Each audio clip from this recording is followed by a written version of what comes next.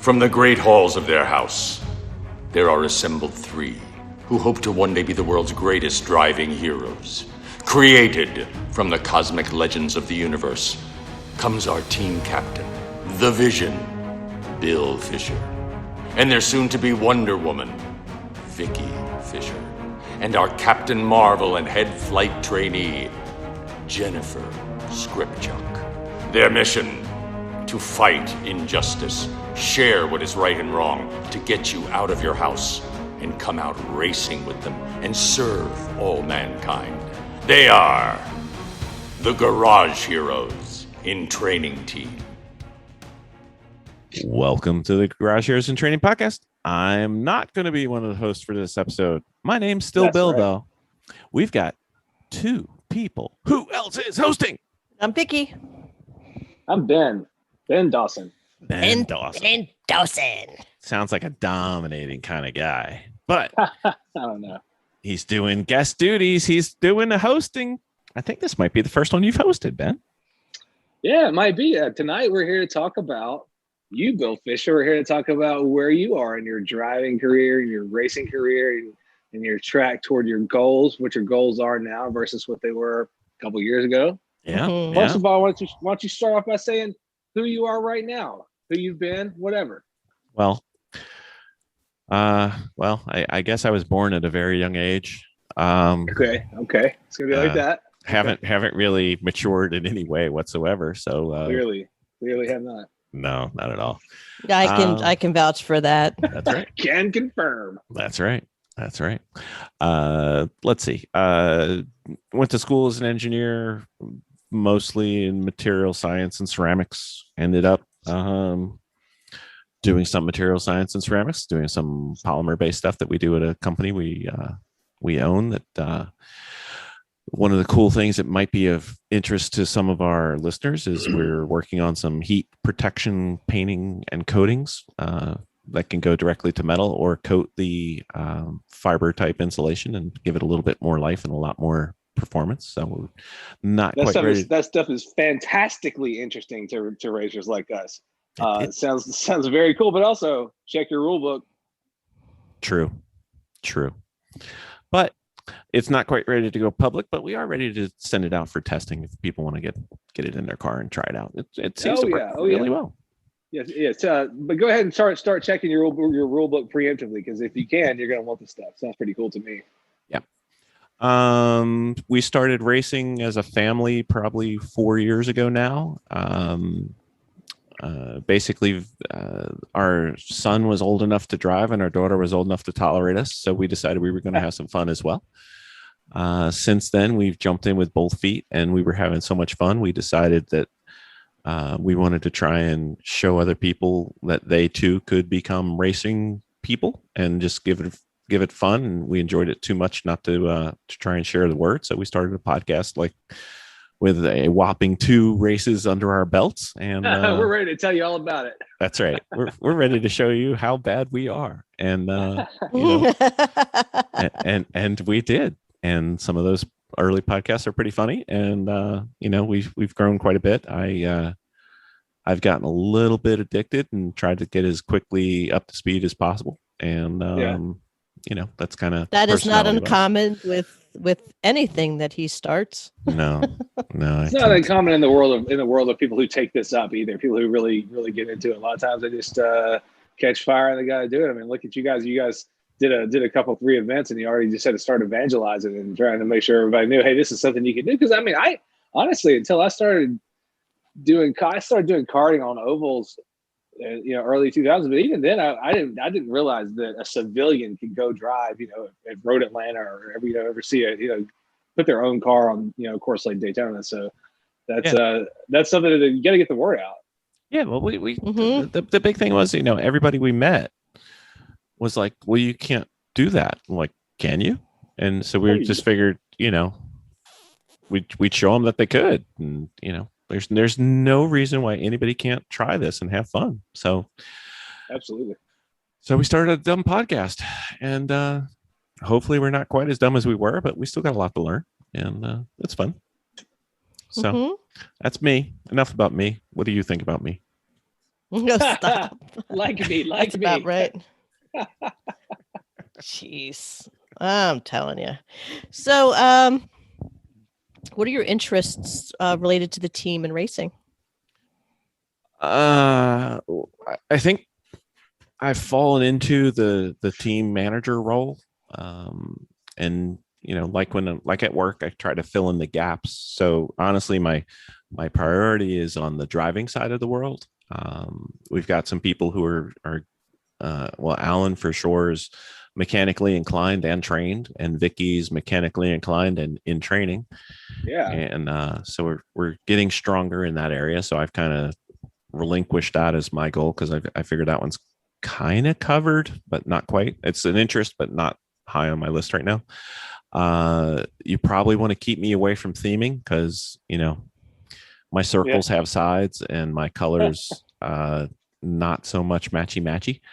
These colors do run. Yeah. And then I do like the electronic side of the world, the telemetry side, and my interest is getting good enough to be a fairly competent racer driver and also be an instructor. So those would be kind of the focus right now.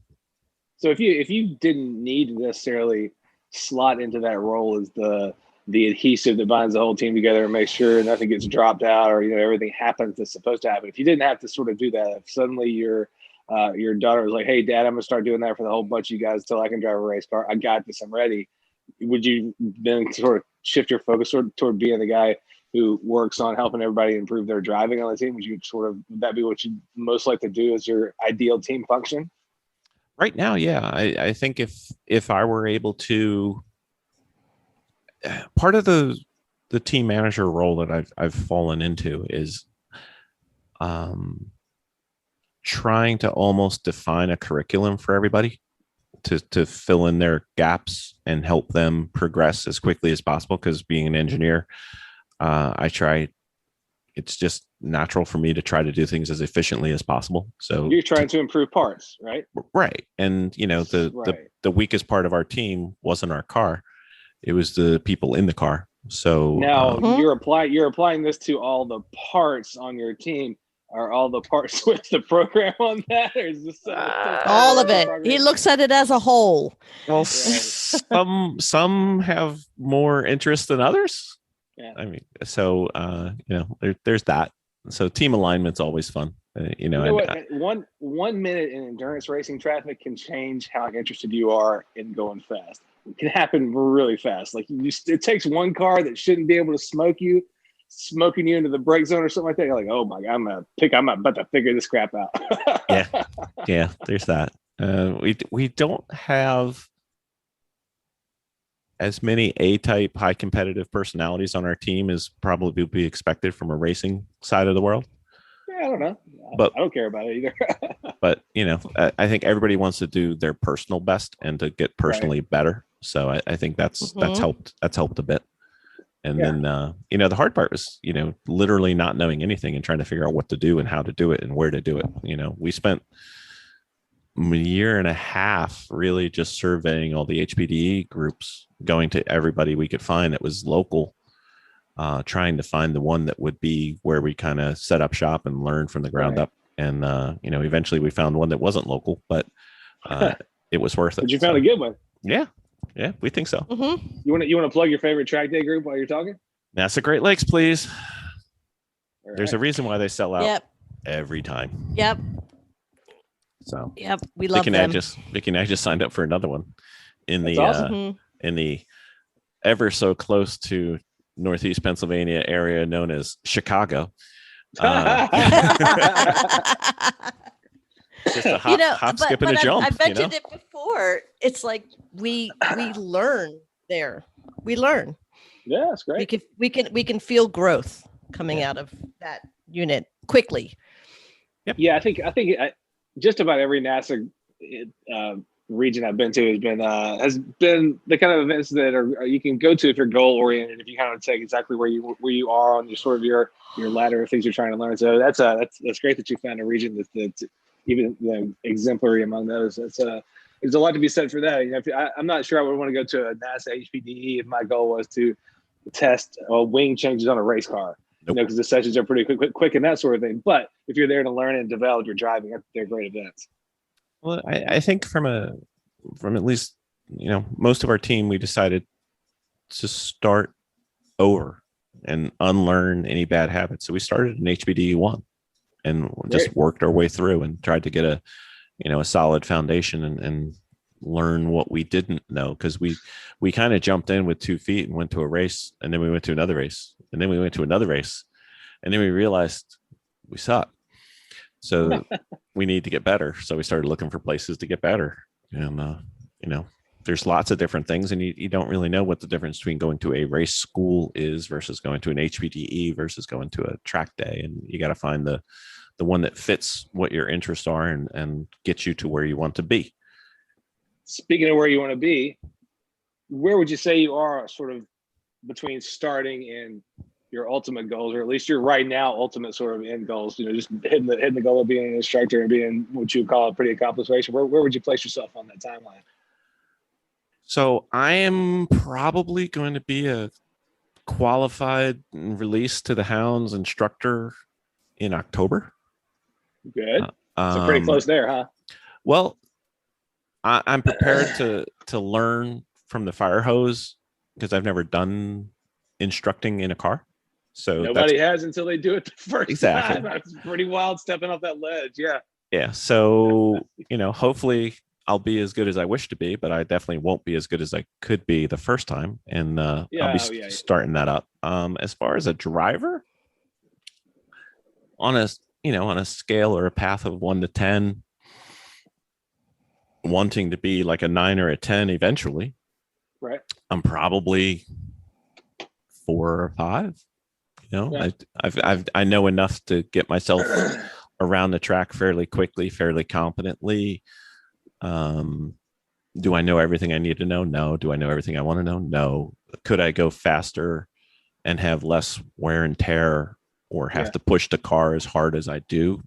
Definitely. And how about consistency? Where do you feel like you are on consistency? I'm pretty consistent and I don't just mean lap time. I mean, right. What I know to do, I can do and repeat and repeat and repeat and repeat. It's just, I don't know sometimes what the next step is that'll get me that increment, and I may not know all the techniques. And the one that I've gotten a lot better at in the past year is I think Ross Bentley calls it the racecraft of everything, and how to race another car versus how to race the track. So I've seen a lot of changes there, because there's a bunch of times where I'm on the track with other cars that used to be appreciably faster than me, and now I'm approximately plus or minus the same, but I can get around them pretty easily. Mm-hmm. Learning magic. Yeah, so that's kind of fun. So would you say that's sort of something that's developing into a strength for you? I mean, if you say what my strengths are relative to myself, I would say I'm pretty strong mid-turn to exit, and I'm pretty strong in traffic. But I'd really like to work on my turn entry a little better. Gotcha. And I really have no idea what to do with like car setup and suspension and stuff. That's just black voodoo magic to me right now. So, I call up a few friends and say, "Hello, Mr. Honda.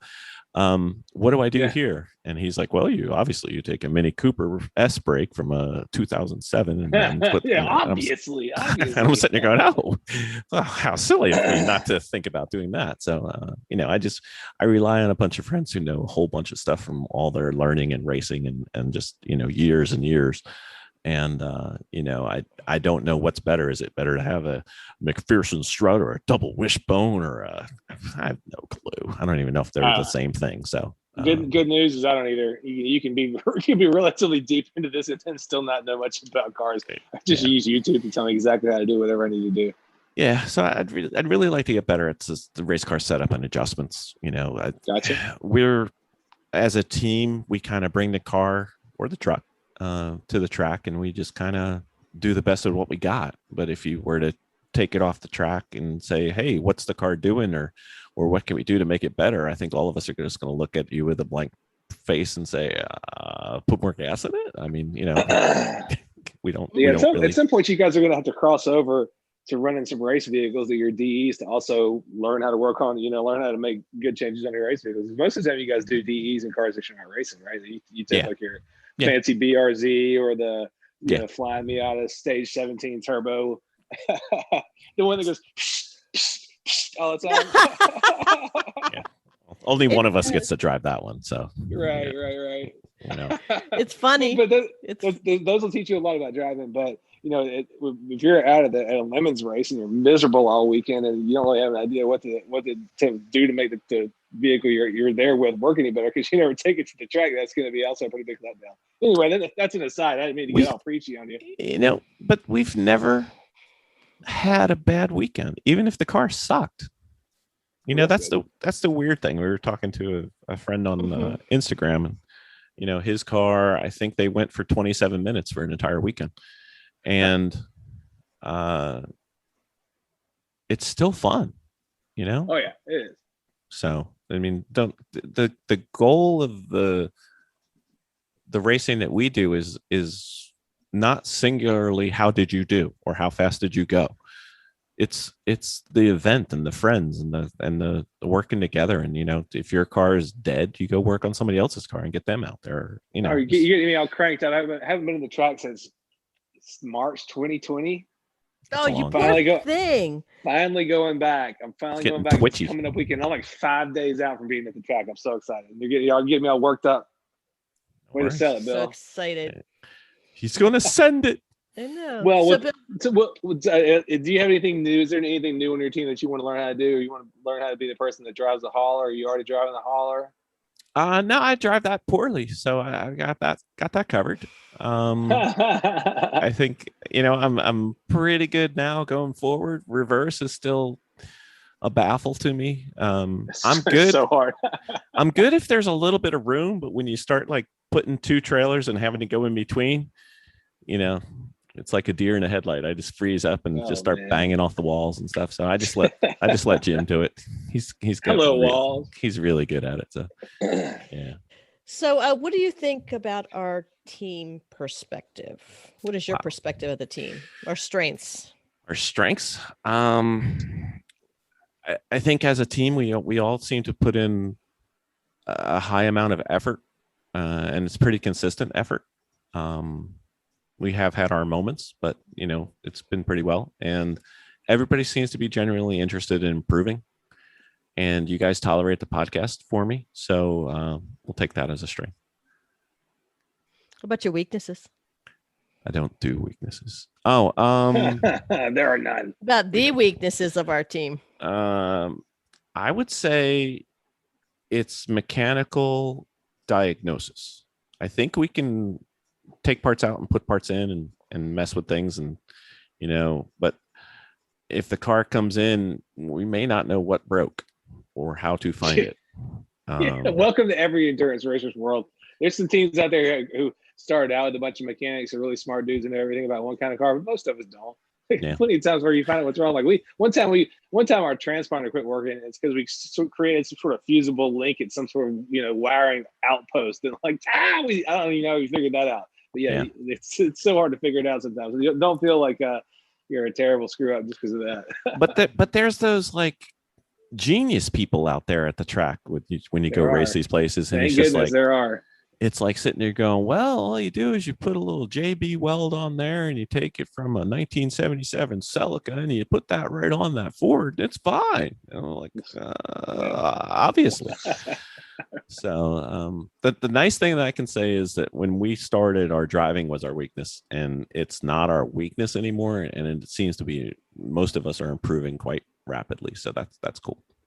That's great. That's one of the things that you can most readily affect. Yep. So what do you think about areas to grow and new areas and skills that we could add to our team? So we've started a plan. I don't know if everybody knows that I had a plan, but we've started a plan where we're starting to understand and use telemetry. Like I've got telemetry in every car in some way, and I'm trying to baby spoon feed it to everybody so that I'm not the only one who looks at it, and you guys are starting to go down the path of understanding and using it. So that'll be fun. I have the expression on Vicky's face right now, listeners, is just like, it's the biggest, like, oh, shut the hell up about the telemetry bill. Maybe I'm reading it wrong. I could be reading it wrong, but like, she looks so much like, oh Jesus, here he goes. Yeah. Well, don't do the fire hose. Just, it's just a web. It's just a web of something that is just mysterious. But you have started using it. You know what? It's like witchcraft. It is. I have no idea. But it won't be. The more he talks about it, the less it'll be witchcraft. It's all pretty straightforward. But you did start using it though. I did. I just, after all the time, it was just like, oh, that's what it's for. I mean, we're not quite the That's friction what it's circle doing. yet, but you know, we'll work on that. No, but you know, the thing is like when we get off the track, then Bill is pounding us with information, and we're just like, I don't know what that means. Just driving. I need a bottle of water. I didn't die. Give me a few minutes. That's right. Yeah. You know. Okay, so before I end up in the bathtub at the end of this episode, hashtag time. We could definitely use some electrical skill. We don't really have any besides Jim. Alan does a pretty good job, but you know, if we had to build a wiring harness, that car might be down for about 6 years. And then diagnosis. Yeah. Diagnosis is the big one. Yeah.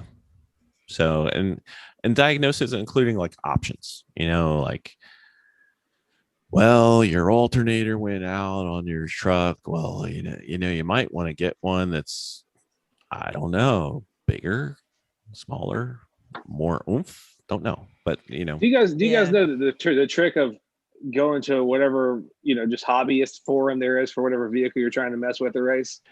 Partly we know about it, but we have this problem where we have so many different cars, we haven't found the right forum.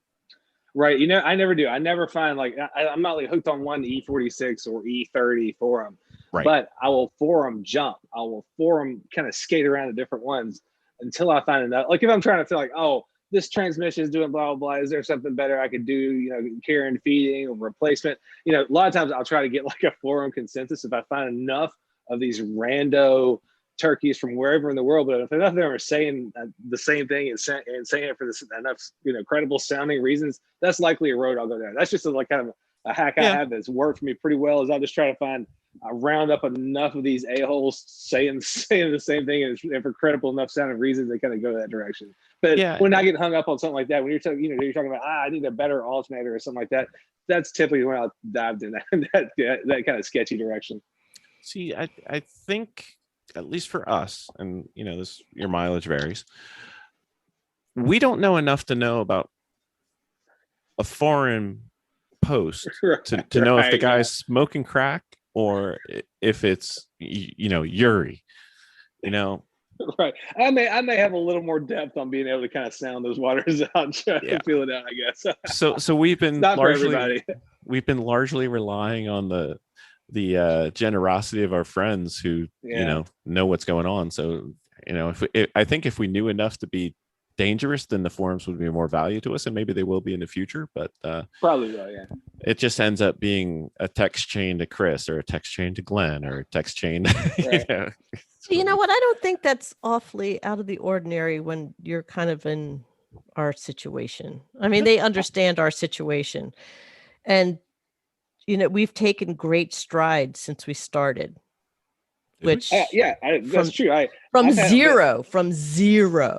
And people will be asking. People come to y'all in the pits and ask the bar tools and I do stuff too. You probably just don't realize it, but it's happening to y'all too. So the more you get going, I mean, I had a local BMW race shop owner, the guy who does like really high end work, like keeps people's cars at his shop, maintains them, takes them to the track. That kind of level of business. Never even met this person in person. This guy just Facebook messengered me one time, like, "Hey, what kind of brake pads y'all running in the back on your E30?" I'm like, Okay, I just told him. I mean, I'm not. I mean, we Yeah. directly race this guy in his car sometimes, but I don't care. I'll tell him what we're running. So, but it was just kind of a weird. It was a weird power dynamic for this guy who does this for a living, and that's all he does. And turn out and ask me. So yeah, the advice does kind of flow in every direction if it's if you're hanging out with the right people. I think.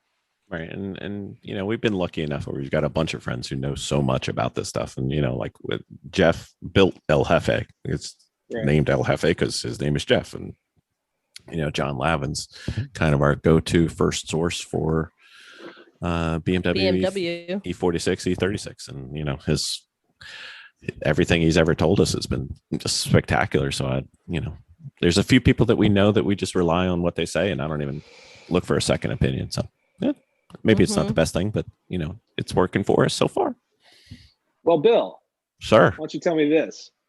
How is racing on tracks and airport runways gone so far for you? Well, if I think back about where we started, and we have raced on tracks and we have raced on runways, sometimes on runways where we were allowed to go, and sometimes on runways where we weren't allowed to go, but that's a different story. It was really easy, and then it got harder as we knew more.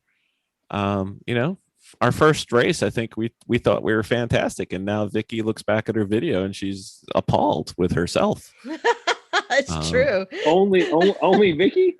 Well, not you, Bill? I mean, I look back and I'm appalled at Vicky. I mean, Oh, man, tub time. It just turned into tub time. Yep, what time is it? It's tubby time. Yep. That's a t-shirt right there. There we go. Next t-shirt. That's right. Tub time with Fisher. If you need me, I'll be in the tub, people. But it's kind of like the ignorance is bliss thing. I thought we were. How many people before they start racing think they are one of the best drivers in the world, and it's just a matter of going out there and showing, and then you get out there and realize I suck. It's just different, and as it was easy to start, it was easy to progress, but it was the amount of skill and the amount of knowledge and the amount of learning to go from where you are as even a good street driver to a mediocre track driver. There's a lot of stuff in there that doesn't apply to your daily driving. You turn the wheel so early. That's one of the biggest things I started realizing. Oh my God, you yanked that wheel so much earlier than I thought I needed to. Yeah. And the limit isn't like this clear, crisp line, right? It's fuzzy. And if you go into a turn and you come in this way, the limit's right here. But if you didn't do that and you came in with a slightly different angle, or a slightly later turn in, or a slightly earlier turn in, or maybe a little smoother, or maybe a little slower, it's this fuzzy zone. And then trying to find out what works for you it's a little weird, and it's definitely harder to find what the optimal is. And it's definitely harder than I thought it was. And being an engineer, trying to be efficient and learn as quickly as possible, trying to figure that out without having done it. It's a little bit of a, like a blind walk. You don't know where you want to be, but you don't know which path to take and how to do and what to do and the sequence to do things and certain things like, I think I'm on my 5th go round with Russ Bentley's podcast, listening to every episode, just because the first time or the 4th time when they went over something, it didn't make any sense because it wasn't what I needed to know. But then if I listen to it again now, sometimes I'll be like, oh, I could use that now, or it something relates. Something relates that you kind of probably glossed over or heard and thought, well, I'll probably catch up with that. Or didn't understand it, fully understand it. And, so I just keep going through those podcasts.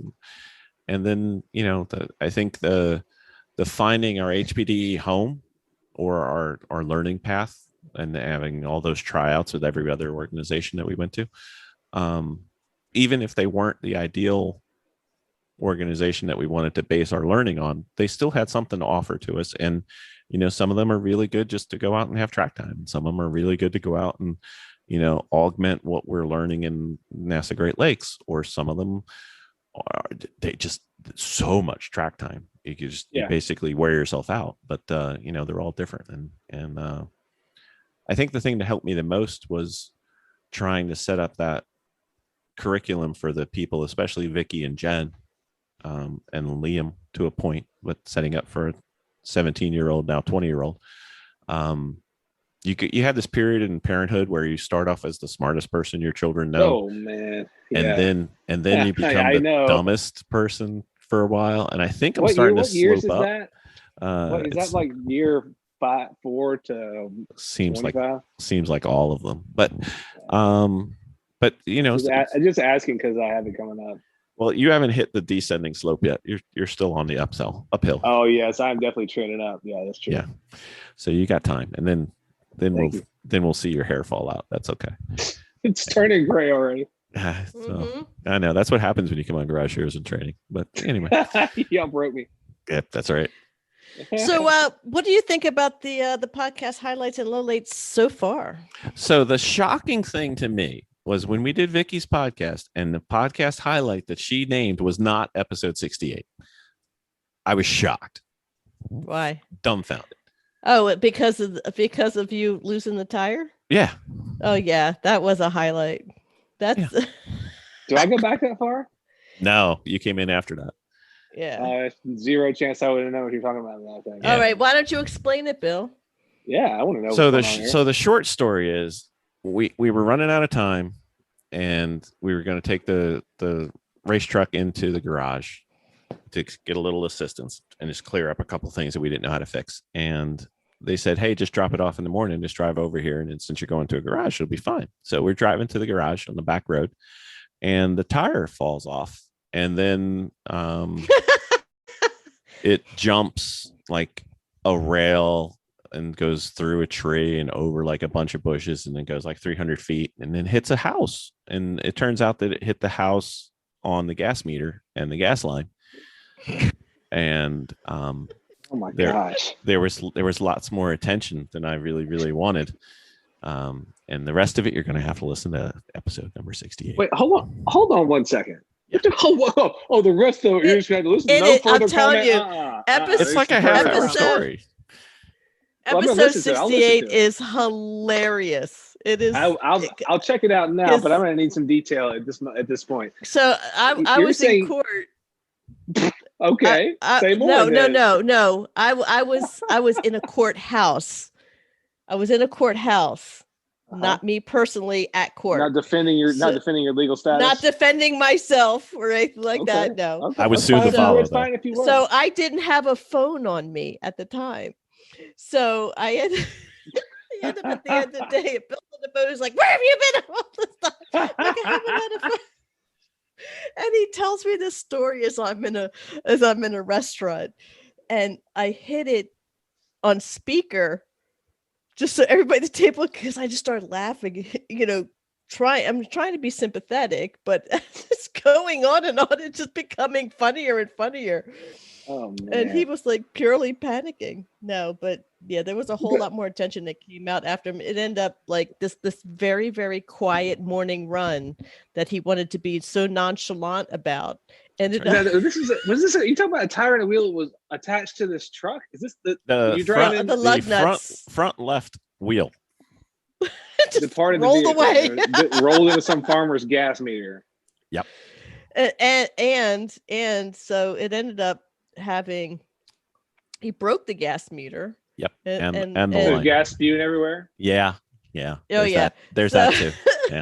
He's called the super fun site with your crappy ass. Is this the race truck, right? Yeah. Yeah. So he ended up having two. So how many? So okay. The highlight of this, Ben, is that how many people showed up?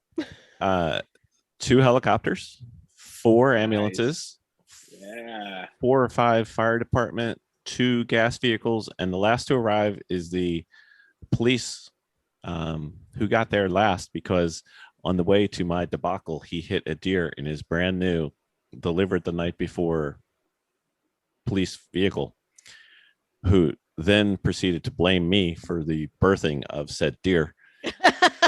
It was terrible. So when they don't worry. His department will definitely buy him as many cruisers as he wants. They have all the money. Yeah, he was not a fan of our car though. I'm just saying. 0% worried about their budget. Yeah. Yeah, so as they're trying to fix the gas meter, they dug it up, and like the handle that they had to turn off kind of crumbled in their hand. Yeah. Oh no! So you couldn't even shut it off manually. So they had to dig all the way out to the street. Across the street. Bill. Across the street, yeah. Bill takes up that moment to start smoking and then blows up the entire neighborhood. Is that what happened next? And he's trying to get the people out of the house. Oh my gosh. And they just kept coming. Wait, was it a bunch of people in the house? So you've uprooted a ton of people in the house? Yeah. Where do they go? They just have to go to Waffle House for a while, just hang around? Well, y'all call me when I can go back. So the lady comes out, and we're sitting there, we're by the house, and all of a sudden I hear this hissing sound, like there's a bunch of snakes around here. So I go over there, and then she's like, "Oh, okay," and she's all fine about it and everything. And she goes inside and she grabs her son, who's like 2 years old, three years old. Gosh! And then you're endangering toddlers. Dude. Yes, You're a horrible behavior. So they bring him out, and then they start going back in the house. I'm like, I really think it would be a better idea for you guys to stay outside. She's like, "Oh, okay." So then she goes in and she gets a dog. And she comes back out. I'm like, is there anybody else in the house? Because it would be a really good idea for everybody to be outside right now. But yeah, go ahead and get them outside the house, y'all, right now. Yeah. So he calls Liam to go get the jack to bring it back. Are we going to do the whole episode here? Okay. Yeah. All right. That's fine. It's just, okay, guys. Episode 68. It's hilarious. So yeah. Bill, so what about you? What were your highlights and lowlights of this podcasting experience, Bill? Yeah, that's mine. I should have mentioned it. I've forgotten it. Yeah, I think that including Ben in the list, but the guests that we've had are fantastic, and their ability to tolerate us. Race car racing people seem to be the most tolerant bunch of people we've ever met. Because we asked some of the dumbest questions. I've gone back and listened to some of our earlier episodes. It's like, I'm talking to this guy. The one that sticks out is Sam Strano, right? National champion like 13, 14, 15, a bajillion times, basically. Wow. And I'm asking him like the dumbest autocross questions ever. I had no idea who this person was, but whatever. Oh man. So and the one that sticks out the most is we're interviewing Judge Phil, right, from Lemons. Yeah. And we're like 45 minutes into the episode, and then he realizes that we're not interviewing him as an auto writer, journalist, or anything like that. We're interviewing him, and we're a Lemons team, and he's like, "Oh, you guys do Lemons," and I'm like, "Oh, we're famous." I gotta listen to that one now. So he's trying to play it serious with you guys for like the first little bit. So like half the episode, like, oh crap, this is just a Lemons team. Yeah, pretty much. That's really funny. Yeah, it was hilarious. I gotta check out. Is that? Are you saying that's one of your low lights? No, you hit a low light yet. I just some of the guests that sounds like a highlight. I think the guests that we've had, the amount of information that we've learned, and hopefully some of our listeners have learned and been able to use. You spread a lot of info. We try. I think one of the things I've wanted to do is I always wanted each episode to have at least one thing where somebody got a little better. And that's kind of, if we do that, then every little bit helps. And then we still have a bunch of our original basket, lists that we want to get, and we haven't had them. We've had several times, like Ross Bentley was on there too. Yeah. And the funny thing is, I think we had like 26 or 27 people we wanted to have when we first started the podcast. It was like, this would be awesome if we got these people. Right. And as we know more, the list got longer. So I think we actually have more people on our bucket list than we do when we started. But you guys often surprise me, because I know I come off with the segments at the end, but sometimes when I see an episode, hit my podcast feed, I'm like, oh my gosh, I'm really bowled over by some of the guests that you get. Like, our team is kind of knee deep in trying to figure out the aero on our endurance BMWs right now. That episode with Johnny from Nine Labs was amazing. That was just exactly what kind of stuff we needed to hear at that moment. Because he was directly speaking to a lot of the stuff. We said, well, hey, what is this for? Are we doing this right? Or why is this a thing? You know, an Aero, and he definitely dropped a lot of knowledge that I'm sure my smart teammates can absorb. It sounded cool to me. Yeah, and that's kind of one of the reasons we do it, especially once, you know, when you're in the off season or when, you know, when COVID was shut down all of racing, it was kind of like we can't teach anybody what we know because we don't know a lot. So we started getting guests on, and then, you know, who knew they'd say yes. And, you know, we've still got a bunch of people we want to get on, but you know, it was everybody's, you know, the thing we're finding is like most of the people are just normal people, you know, and they don't think of themselves as anything special. I mean, it's just if they have time, and a lot of times there's a few of them that have not written back, and it's not because I take it as, you know, hey, they don't want to respond to me or they're just blowing me off. It's just, you know, sometimes people's lives are busy, so I just ask them, and there's a few people I've asked like 6 or 7 times. I'm going to keep going for a few more, and then I'm just going to be like, take the hint, but, you know, up till then, you never know. We'll get there. We're reeling in. So what I've heard a lot of highlights here, but there's got to be some ugly. Hit us with like some low light on the podcast. Well, I think see podcast highlight and low light so far on my document here. So I want to hear some low lights, because that better be funny. Low lights. I mean, you've had to edit out a lot of my foul language. A little bit. I mean, I've gotten better. A lot of bad shit. I've gotten better at editing. Thanks for another one. I've gotten better at editing. I've gotten faster at editing. I'm still the only one who edits. There you go. But you know, it's I think the low light for me is the amount of time it takes for me to do the podcast.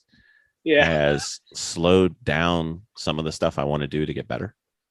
But because the more you know about doing it, it probably means the more quality stuff you have to start doing. I would guess. I would imagine it gets more elaborate rather than less elaborate. Is that right? Yeah, it's basically every hour of podcast is like 3 hours of editing. So, you know, not only do you have to find a guest, get a guest, talk to them, come up with questions, right? Edit the thing after you're done. It's a lot of time, and you know, I could probably be a little better. Or a little further down the path if we didn't have the podcast, but you know, again, I want to get people out here and enjoy the fun we're having. So it's worth it.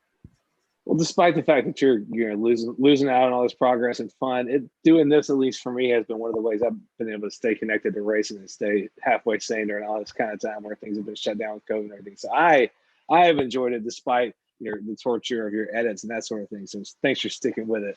No worries. Speaking of things, sorry, go ahead. I said we did start our numbering with a 4-digit number, so we don't plan on stopping anytime soon. So just like checks when you move to a new town. Pretty much, yeah. Hey, so speaking of things that were harder than you were really expecting, like editing and all the other stuff that goes with before you just sit down with a mic, with the racing and the podcasting, has there been anything that stuck out as easier than you expected it to be, or any other things that were harder than you expected them to be? Well, harder is always.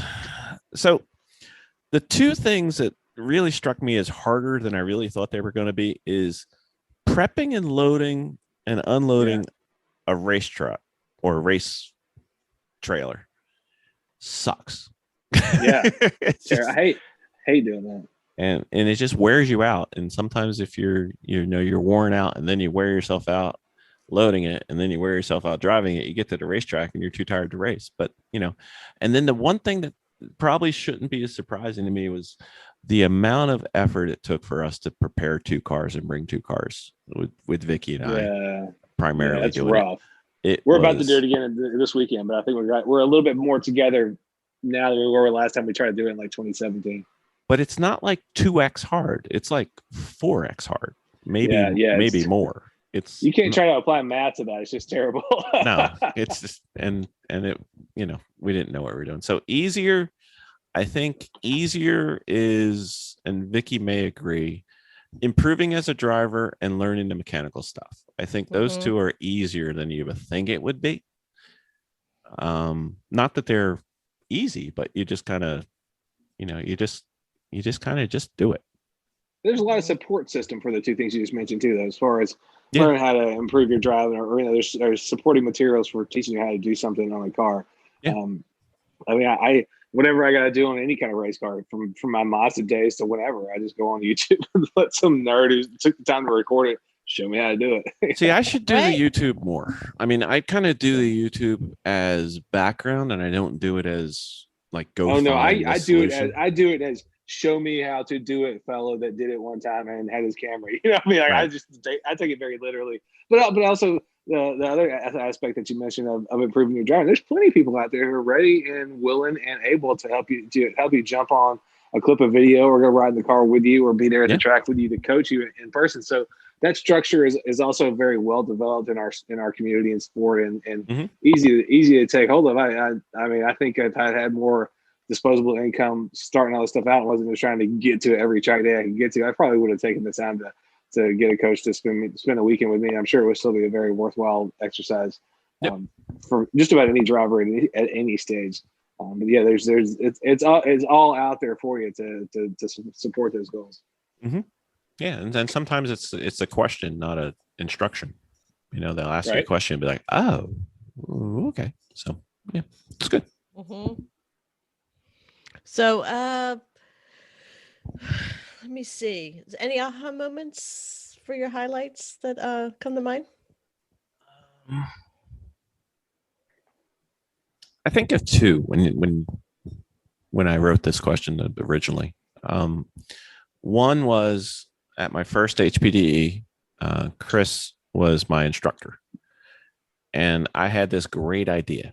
It's like, Chris, I don't need to go full speed down the straightaway because I mean I got that right. I need to work on my turns. And he's like, essentially, he didn't say it, but essentially he's like, you're an idiot. And the amount that I learned at that event was probably the most significant in one chunk.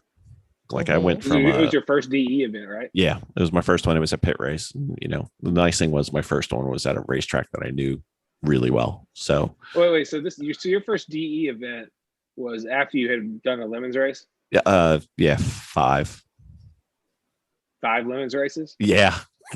Oh wow. We're a little out of sequence. Didn't y'all go to a wet DE at Pocono or something? Or was this way after you? Oh, that was a teen survival. It was high performance driving with no instruction. I go around wet Pocono. Yeah, super idea. Yeah, it was a great idea. We walked away with 2 cars, so I take it as a win. yeah, you definitely won that weekend. The drain Pocono's how do we put it? Drainage challenged. Wow. Yeah. Yes. Yeah. And then the other one was, I think we talked about it. I think it was last year. It was with Robin at HPDE 3 at NASA Great Lakes. His philosophy was, and maybe it affects me from a personality standpoint. His philosophy was he'd rather see you go fully committed on a non-optimal line than worry about hitting the line precisely. He's like, I'd rather see you go do that. And you know, I probably dropped like 2.5 seconds if I remember right. Yeah, I mean, to me, when you talked about that before, it sounded like sort of an intermediate technique to like, all right, go ahead and step off of all the little cautionary things we said and start pushing harder. We can kind of get this rein back in, but it's time to learn how to push a little bit, even if you're not exactly in the right spot, because eventually you're going to get yourself tuned up to where you can hit the spots, hit your marks. Yep. And you know, if the other thing that really was surprising to me was whenever he says hit your marks and hit your line and hit your spot and hit the apex, and they're not talking like within a foot. They're not talking within a couple inches. They're talking like precision. Like to really hit the mark is not, well, I'm on that side of the road, you know? Yeah, I know. I'm bad about this. I'm bad about this when I'm in the car with somebody like, yeah, I did pretty good, right? And I'm like, no, you're like, I'm 3 feet off where you're supposed to be. Like, yeah, that's close. I'm like, okay, I guess, whatever. Like, I don't care about that. I care about being on the apex. I care about hitting that spot. I mean, I say that because I am bad about that. I am bad. That's not the best reaction to somebody when they're like, hey, I'm doing great. I'm like, all right, whatever. But you're not great. You're just sucking less. Yeah, you're just kind of getting closer. But yeah, you're only going to get a ding, ding, ding when you're on the spot. At least for me or people who really want you to get faster, we're going to push you to be in the exact right spot. Right. Right. So, what do you think your missing or your next aha moment would be? Oh, What do you think you need to feel like you need to conquer next? All right. So 3 things. I think we talked about it earlier. My entry could be improved. what do you think is missing in the entries? I think, especially on the higher speed turns, I probably am overslowing. Yeah, carrying speed. You're worried about am I carrying enough speed in here? Yeah.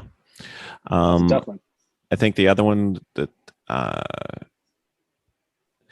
not from a racing perspective, but from a proximity perspective, being closer to the other cars. I think that's something that I need to get a little better with. And by closer, I mean like real close. And then the one thing that I have not done perhaps ever is I don't think I've ever done a 10/10ths lap. I may have done a 10/10ths turn or a couple turns, but I don't think I've ever done a 10/10ths lap. So if I assume I would suck so bad at like a time attack where you're out there one car going around the track trying to hit a speed. And if we were to say, am I going to be blown away by a better driver in an endurance 50 lap stint, I think I would be closer to the top of the field in that than I would be to the top of the field in a 1 lap, even if we're all in the same car. Right. I think because you haven't really ever been in a scenario where the No. goal was optimizing a time trial lap, which is not important in endurance racing. I mean, it's good. It's good to know how to do it. It would be great to go out and be able to go, all right, here's my flyer, check it out. But yeah, it's not something where it's the top thing we're doing. I just never did it. So Yeah. So I Well, think hey, I man, probably looks like that might be coming up on that. Might be one of your next exits on the AHA Highway. maybe. Ah, ha, ha, ha, Ah. ha. Tell me this, William. Sir. What has been your favorite car so far that you've driven amongst the cars in your team stable? Since you people have a stable, let's talk about that. A hangar. You have a hangar full of cars. Yeah, we do. Like dirt pit. Yeah, pretty much. So I think the cars that come to mind are the E36 and the E46s. Those have been fun. Vicky never lets me into Miata, so I have no idea. And then I still miss the Capri, the 1974 Capri. Yeah. Got a little nostalgia with that one. So hopefully it'll come back to life soon. We'll see. Yeah. I need y'all to put like a Coyote 5.0 Ford motor in there or something for me. Some sort of like nice 5-speed box or 6-speed sequential with big old brakes. Talk to that guy Terry Fair from Vorschlag about how wide a tire you can get in there and just do whatever he says. Okay. Buy a bunch of really fancy kind of parts from that guy, put them all on the car. And then once it's ready and can do 200 miles an hour down the straightaway and both straightaways at VIR, I'll drive it for you. Let you know. Okay? So does that mean we need to upgrade the 4-bolt 205 15 tires that are on it stock? That's exactly what I'm saying to you. So you kind of ran aground on that one. But tell me, when you're at the track and you see cars that other folks have, your competitors you race with, what are some cars that are your favorites among those? Like, I wish I could jump in there and drive that car for 10 laps. It's mostly Tatas is always fun. It's mostly our friends' cars, Tatas. Like give me a shot at 3 p.m. give me some Amanda. I'll take the BMW or the Buick. I'll take either one. I think that'd be fun. Gotcha. The Sorry for Party Boys are always fun, and I think Matt's surfboard car, the yellow one, was just fantastic. I think I saw a picture of that pretty recently. Yeah. And then I don't even remember what car it was. It's from our first race. There was that blue turtle shell car. Okay. That would be fun. And then I think from the HPDE crowd that we go with NASA Great Lakes, the two that stick out are one of our friends has a 350R Mustang that just sounds brutal. And I've gotten to instruct in one of those one time. That was a fun weekend. Yeah. And then our friend Ryan got his ND Miata back, and that's always been one of those pretty cars that I wanted to get into. So any of those. Don't y'all drive it? Doesn't one of y'all drive an ND Miata at events? Does Jen drive one? But you haven't driven that car yet. His no, well, I have driven it, but his is fully race prepped. It's almost like a Oh, I got you. So it's worked. it's like a global spec I got you. Miata thing. Yeah, that would be a blast. Hey. Yeah, I think that'd be a blast. So What's a bucket list car that you want to try? I think if I had to pick one, it'd probably be Betty over at Three Pedal Mafia's. Their RX 3.8. Just it. What? It is a RX 8 with a 3.8 in it. Get out of here! That thing's probably a monster. It's scary. Yeah, Fast. I would love See, that. here's my thing. If they're listening, right? Listen. Here's my pitch, guys. Here's my elevator pitch. Pay attention right now. All right. So you guys would win the race, right? If it wasn't for Saturday night. So I am offering my services as a non-drinking individual. Sunday morning start. Sunday morning stint. Sign me up. Okay. Well, yeah, like is it who are we talking to? Three Pedal Mafia? Is that right? Three Pedal Mafia does, yeah. Three Pedal Mafia, mafiosos, dons, donettes. Listen up, because Bill will get up fresh. He will wake up fresh. He will start your car, likely not touch anything else with it. It will even make the and then you grid. can jump in and dominate. Yeah. No one will. He won't throw up in it. Nope. Because Probably not going to throw up in there unless it's got way too much grip or something. Nope. I'll be fine. He's going to be fine, y'all. He's going to be fine. You guys can come out at noon like you normally do. I'll still be out there. It's fine. And the car, if the car was in first, yep. Bill guarantees it will still be within the top 100 cars. It will at that point on Sunday morning. I will aim a little higher than that, but I can't promise too much. But I'll give you guys a top 100, that's top right. 90 car guarantee right now on the show. I will So bring let it Bill in the same condition with all the same bodywork as it went out with. And in this fantasy, what would be the favorite track or turn you could drive that car on right now? Where are you driving this RX 3.8? Well, I mean, my favorite track is Pit Race, but Vicky, we have done 16 tracks. Really? Are you guys going to renew your vows at the track? Is this what are you about to do a thing where you renew your vows on some particular turn? Oh my god, I can't handle this. So going back over the radios. Going back, I said, listen, first there was a lot of wine involved. So second, I said, listen. Was that whining? No. Or whining? And I said, listen. Listen. Okay. Will you marry me? And think about this, because once you say yes, we're good. We're done. There's no getting out of it. You're stuck. So I am not going to give her the chance to say no. Who likes hearing no, right? She had her chance. She chose poorly. She said yes. Life is good. I would say we probably want to do Pit Race, or maybe Road Atlanta would be fun too. Not Mid Ohio in the wet, although that's on my top 5. Not Charlotte, although that's in my top 5. And then I don't think they go out that far, but Gingerman would be fun in that car. That car would be a beast at Gingerman. What's been your favorite race so far to this point? Race? It was the first race we had the BMW E36 at Thompson, and I think it was 2018, because it was the first time where I raced the windshield and the mirror, and not just the mirror. Yeah, I got you. And the other one, people off. Yeah, the other thing that comes to mind is our first race, the first year, our last race of the year was Road Atlanta. That was fun too. We had a good time down there. That had to be one of the years where it was just a slush fest, right? It was the year after it snowed, but it was still like 34 degrees and raining the entire weekend. Yeah, I remember it was a slush fest the first year, and then like 2 degrees better and as wet next year. Yeah. So. And there's nothing like going down turn 12 in the rain and it's 30 degrees and you're just sitting there going, I can't feel my fingers. And there's only one way this can go well. And there's so many ways this can go poorly.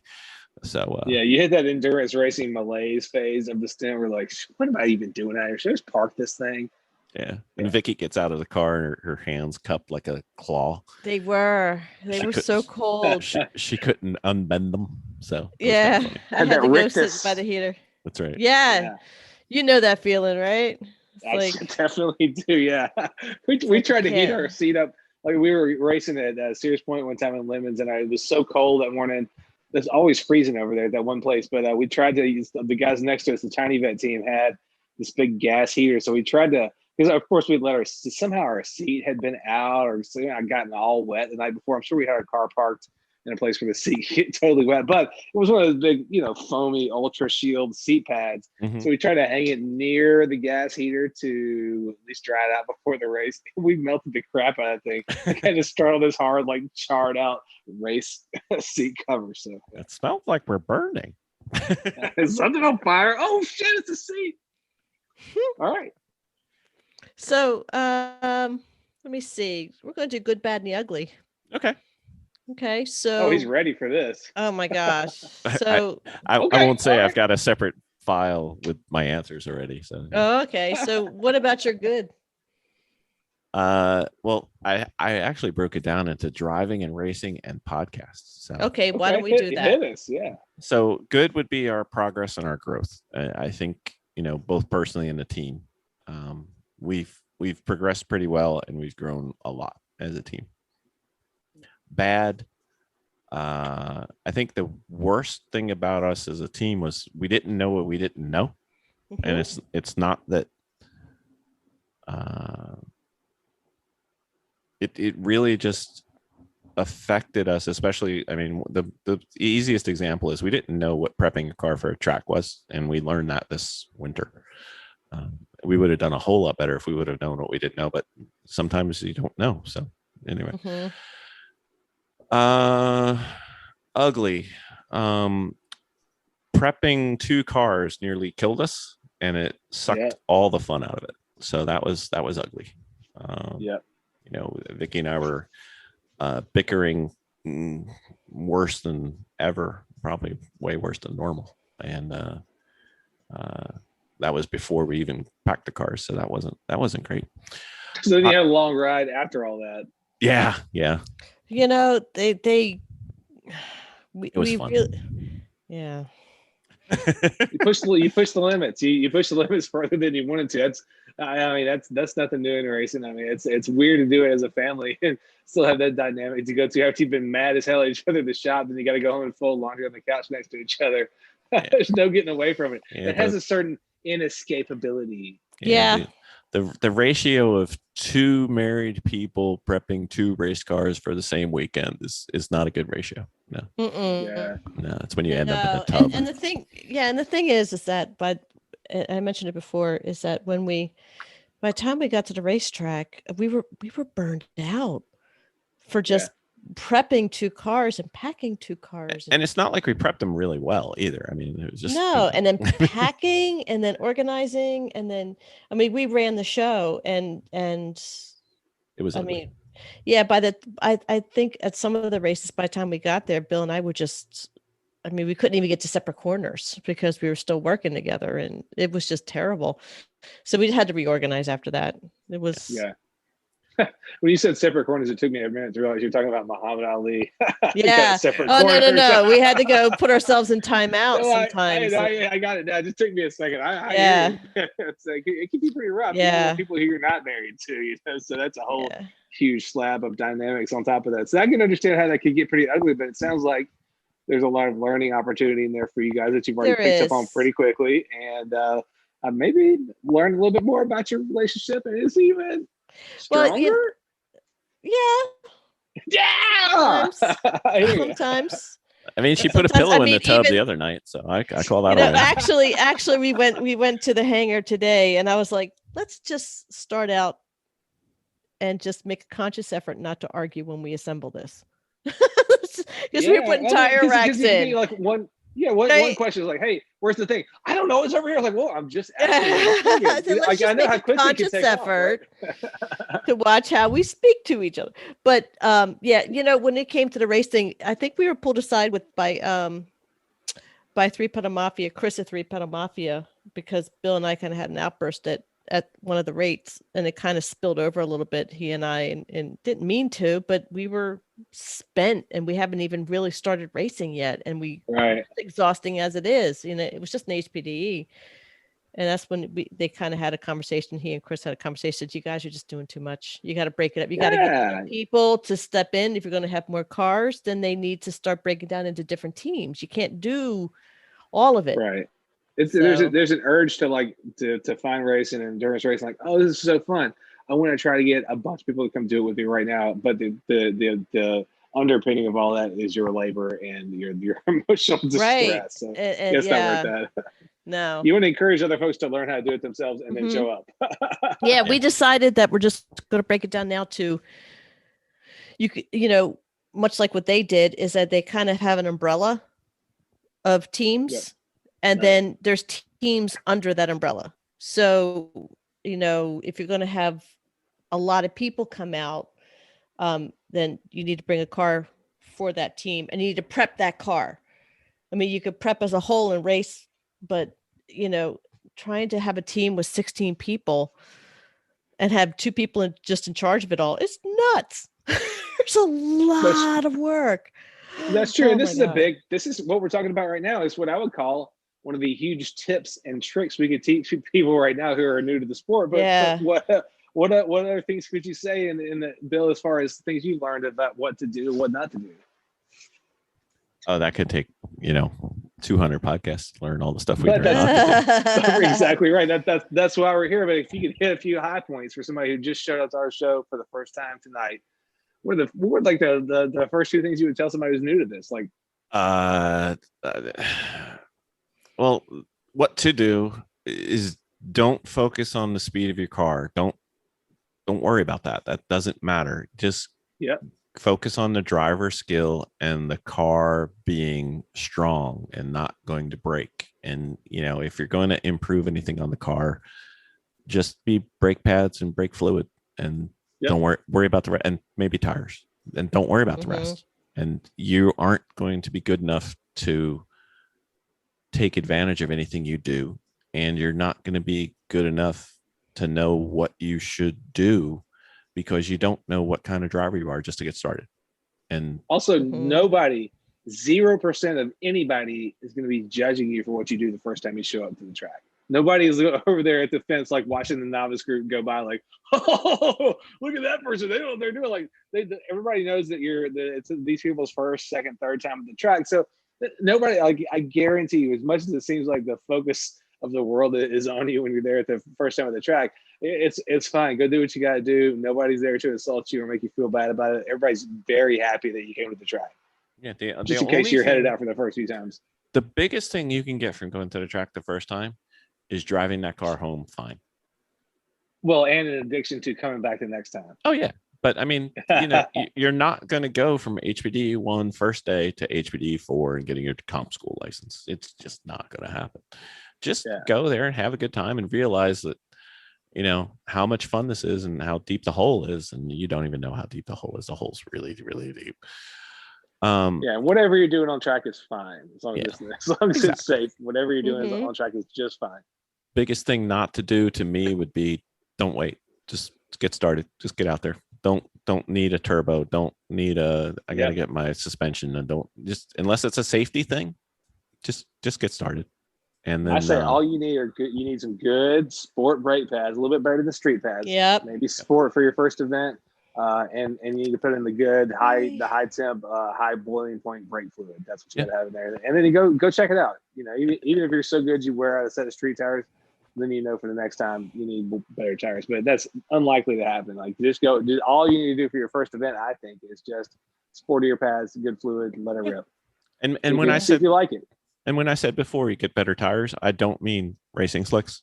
I don't mean R-Comp tires. I mean, you might not want the 900 treadwear Walmart special tires. You might want something, closer to the 200 or 300 range. Nothing fancy. I'm going to an HPD 4 and not this weekend, but next weekend. Actually, it'd be next weekend by the time it's released. And I'm driving Michelin PS4s, street tires, and I'm in HPD 4. and I don't need anything better for the car that I'm bringing. That'll be fine. Mm-hmm. Yeah. Am I losing time to guys on R-Comp tires and race tires? Sure. But I mean, how big is the trophy for HPDE 4? Fastest Have I lap? gone out in the instructor / race group in a car that had 4 old spare tires on it from 4 spec car builds? That's just what somebody had left over when I bought the car from them. Yes, I have. Yeah. They were hard as rocks. It was hilarious for me and everybody who rode with me. Sometimes I care? I did not. Sometimes Did I junky tires also are fun though. Yeah, I don't care. I literally had 4 spare tires on that car because that was just what was left over after this guy had like built 4 spec cars and he needed something to roll the car to my house on. I was like, all right, let's go do a track day on these. So yeah, your tires don't matter that much. No. Go have fun. Like go out and do it. Nope. Yep. And then non-driving stuff, I would say the paddock is critical, especially like food and drink. You do not understand, especially if it's really hot or really cold, how much you need fluids and food. You will burn a lot of calories and you will need a lot of liquid. Not just booze, right? No, not just booze. No, I don't drink it. You need more than booze. Yes. Bill's not talking about booze. Just to be clear, he's talking about life-saving fluids and nutrients. That's right. Slurpees, ices. These are critical. I would say try to target 2 weeks out from your race as everything being done.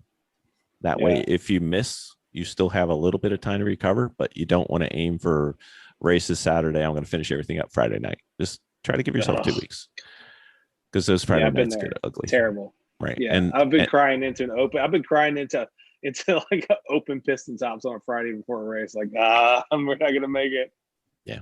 And the last thing that you ever want to do is bring a car that has something left to do to the track. You want to have everything done, fully functional, running, driving, prepped, fluids, pads, tires. You want to bring that in that condition to the track. You do not want to go to the track and say, I'll take care of it there. I've got plenty of time, because you don't. Yeah. Just don't. It makes for a much easier day. I can see being so busy in your life, especially now that I have 2 tiny children, to think like, I got these last couple of things to do, but like the only time I'm going to have 3 hours where nothing else is going on is at the track, so I'll just do it then. You won't. That's a bad idea. But I understand the motivation and the quote logic that you think it would work, but it won't. You're not going to get it done at the track. Yep. Mm-hmm. So, what do you think? Do you have any goals or bucket lists? Who are you talking to? Oh, Bill lives on a bucket list. Is it? Wait. Where is it? Does he have an actual list somewhere? Yeah. Tell me. Actually, he does. He does. Where is it? Where does he's probably in his in Excel file. That's an X-Base. With a checklist on it. With a checklist on it, and the levels of accomplishment he's received so far, and the dates. Notes on every cell. Every cell has multiple notes. Mm-hmm. So my top tier goals. Okay, here we go. Yeah, hit me. Being an instructor was one of my goals for this year. Why were you so motivated about being an instructor? Can you key back up and say something about why that's been one of your big things? I know we're kind of going way deep into your stuff. Yeah, I can answer that. Yeah, well, I want to hear what Vicky has to say, because the Mr. Tubtown can tell us in any moment. What do you think? Time. No, so let me see, because Bill just likes to teach by nature. Mm-hmm. And he just likes to bring people along, so it's just a very, very natural fit that he would want to do that. And it's a nice way of still staying in the community, and he's doing what he likes, is driving. Yeah. And mm-hmm. you can often learn more teaching than you knew to be qualified for a teacher. Like you learn either from the student or about it, because you have to explain it. Mm-hmm. So that's why. Free track time. Free track time. Yeah. Free track time. That's a bonus. Sorry, I had a cough in my lungs. Johnny had a cough. You should get some water for that. Rough. You should get some water. It sounds like I'm a cheapskate. Like I have the cough of a cheapskate who loves free track time. First track time. Yeah. Yep. Also loves that. I had a ton of fun my time instructing, and it's so fun when I get a chance to get in the car with somebody who's got a cool car and is really happy to be at the track with it and is having a good time. So yeah, there's tons of rewards outside of getting to test your own race car, your own BS for free. I'm a huge big time introvert. Don't like to speak to anybody for any reason unless I have to. But I have really enjoyed getting to jump in other people's cars and try to help them go faster. There's a lot of fun to be had instructing. Mm-hmm. You're going to be a great instructor too, Vicky, if you get down that road and want to do it. Yeah, I am going down that road for sure. People are going to love having you. Bill, I don't know. I know. People will remember and talk about Vicky Fisher. I said your name wrong. Okay. They'll be talking about you being an instructor for a long time. I don't know about Bill. Bill, we'll see. We'll see how it goes with you. But people are going to love you, Vicky. Hey, just remember, if I'm your instructor, I'm giving you stickers. That's all I'm saying. He's giving you stickers and several seconds off your lap time. But that's cool. Right. That's right. Other things, I still want to do the Thunder L25 before 2025. I think that would be fun. Let's do it. I want to go too. I put me in that bucket with you, please. All right, you're in the bucket. I do want to do a GLTC race with Grid Life. I think that looks like fun. That's kind of a series that looks interesting. I have not ever tried a time attack. We talked about that earlier. I've never done that, so that'd be fun. And it doesn't matter when you do it. It doesn't matter how it goes as long as you have fun. Who cares? Yeah. I didn't know how slow I was until the first time I did time trials, and I was like, oh, I'm a couple seconds off where I should be with this car, and then I picked it up and figured it out. But just when you start timing your individual laps, it's just another thing that will help get you a little bit quicker if you choose to. Yep. And then I either want to do an ice race or go to an ice racing school. I just want to go race on ice. I think that would be a blast. I don't care. Yes. I think that needs to happen. Now, Vicky's going to get so excited about this answer, but she's thinking about the wrong thing. I want to go do a rally. But not the one you're thinking about, Vicky. This is off-road racing, not the Lemons Rally. Different. So I think that'd be quite fun. I want all of our team to pass comp school. I think that would be great. That would show that we've progressed and get our core drivers up there. And then the long, big goal is be like a good driver on a national perspective in the sub 400 horsepower sub 400 horsepower car and probably street tires. I've never done slick, so that's still a TBD. I don't know if I want to do that, but I want to be kind of in that kind of level. That's kind of where I want to be. I like it. All right. So let's do it. Since this is my episode, I have another question. All right. But it's for all Ask yourself. But it's for all of us. All of us. All right. So on a scale of 1 to 10, you need to rank yourself in the following, 20 different areas. You ready? Okay. And we'll do this with Jen when she's available. On a scale of 1 to 10, where are you as a driver? I am at a 7. Okay. Miss Vicky? Well, if he's putting himself as a 7, putting myself as a 2. Okay. I would be more in the 4 to 5 personally. Where are you as a racer? I would put myself at a 7. 7, Miss Vicky?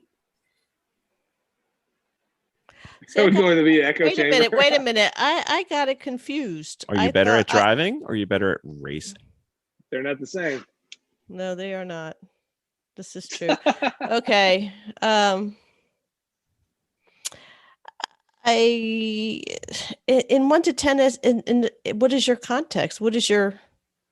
You're not a 10. Obviously, it's a 10. Just in case you're curious, you're not a 10. Oh, I know. I would have to put myself as a 2. Okay. Car prep.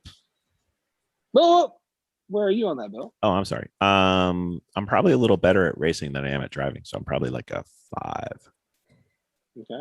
Okay. Car prep. How are you at prepping your cars? I hate working on race cars, so we're like a 2 at best. Okay. I'm also not good at it. Part of me hating this is I'm not good at it, so I just want to be clear. It's not just because I hate it. I'm terrible at doing it. Miss Vicky? I like it, and I would probably put 7. I would put you at a 7. No. Because I'm not mechanic. I would probably do about, I don't know, about a This is 5. this is for a race, not Oh, for a race, I would probably put myself at a 4 to 5. okay. What car prep for me? I can prep a car for what we know, but I don't think we know everything, so I'm probably about the same. What about fixing cars? Mechanical. I am at like a 2.5 because I'm crafty once it's already happened. Like I can kind of do a little bit better than if I'm just in my garage. Because usually, also if I'm having to fix a car, it's usually near smarter people at the racetrack. So I'm gonna give myself a bump from just the people around me, kind of an osmosis sort of bump. So yeah, 2.5. Okay. 2.57 maybe. 2.57. All right.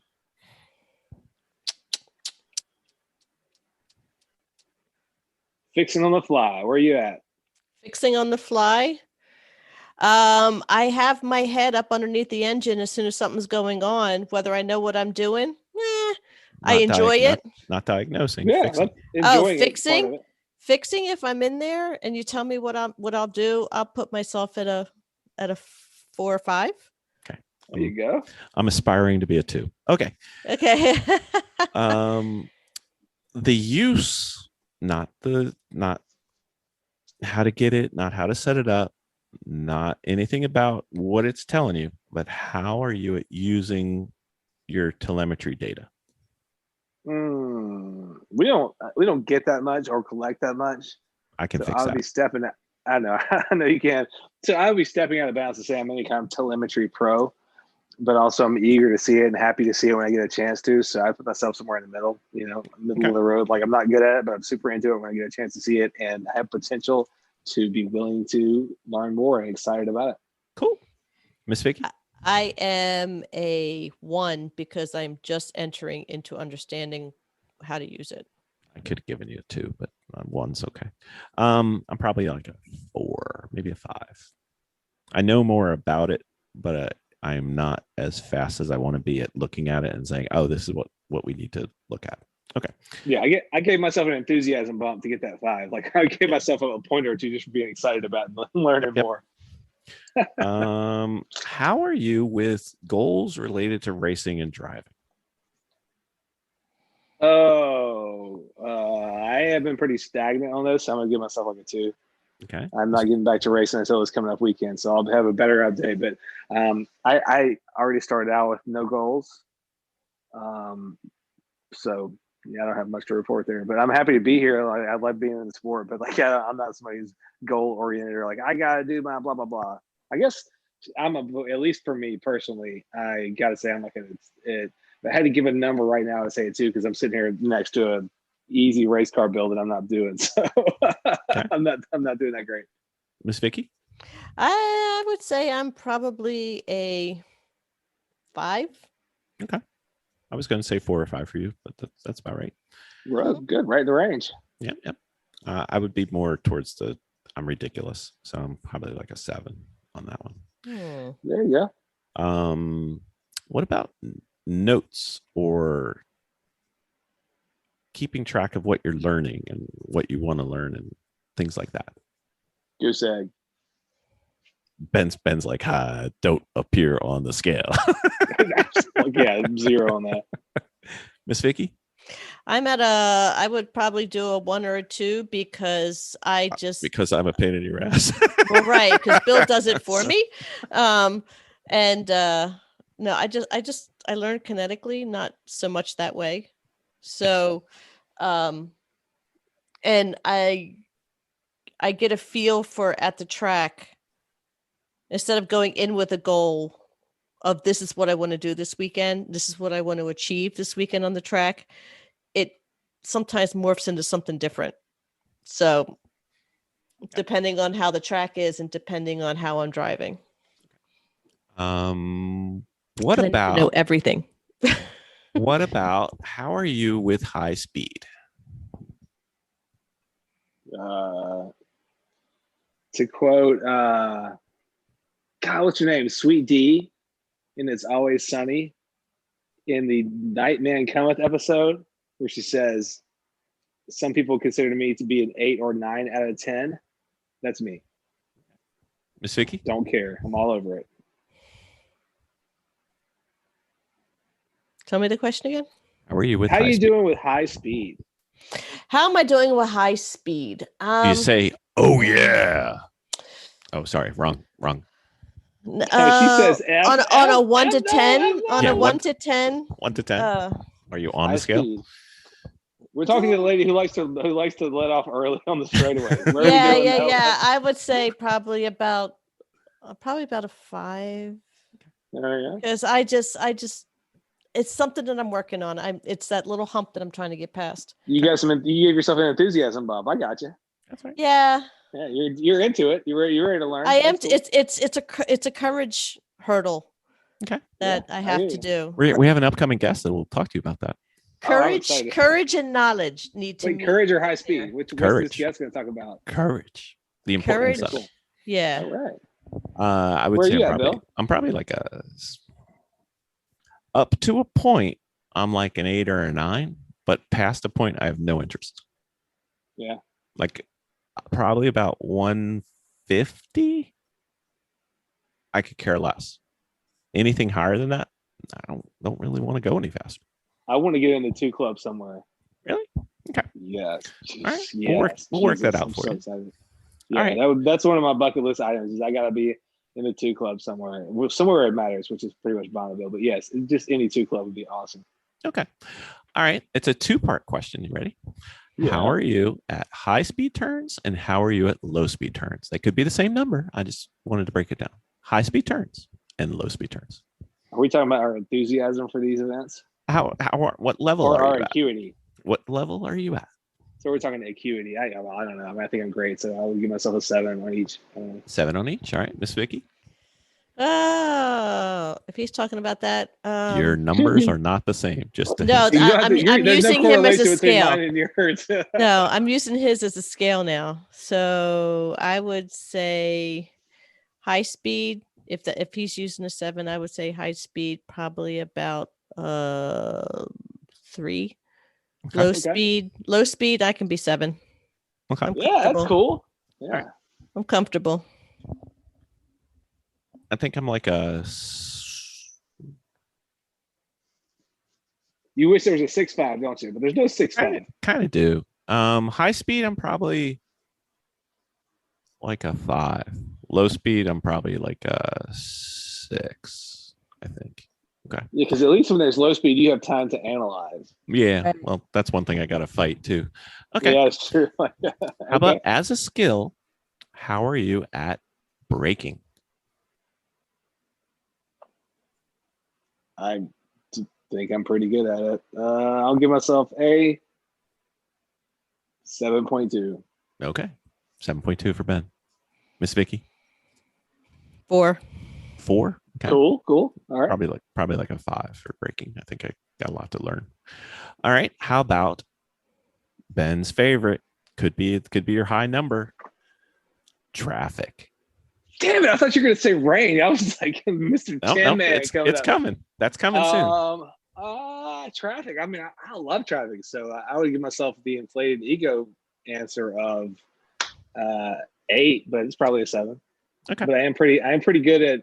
I am pretty good at slicing and dicing. Like I can make production. So yeah, I'll give myself an 8 for that. I guess if there's one thing I'm best at, it's probably game and traffic. That's why I said this could be your winner. All right, Miss Yeah, Vicky, how are you in traffic? I'm pretty good in traffic You are. because I go out first all the time, and That's crazy. right. Yeah, you love to start. That's so awesome. I forget that. That's so cool. Yeah, I do. So I would say in traffic, I would give myself very high marks. So Yeah. I would say probably about 7 or 8. Okay. All right. I would go 6 for me, but that's fine. All right. And Vicky, this could be your low spot. Okay. I don't know. Ben, Yes. how are you at hitting your spots? I think I do pretty well. I'll give myself a 7. Okay. Miss Vicky? On what? Hitting your spots. Putting your car exactly where you need it to be. Not I like would- kind of where you need to be, exactly where you need to be. Ka-chunk. Well, Ka-chunk, okay. everyone. Okay. Ka-chunk. I would Ka-chunk. probably give myself a 2 to 4 because sometimes I don't exactly know where I need to be. That's okay. Because I'm still working on that aspect.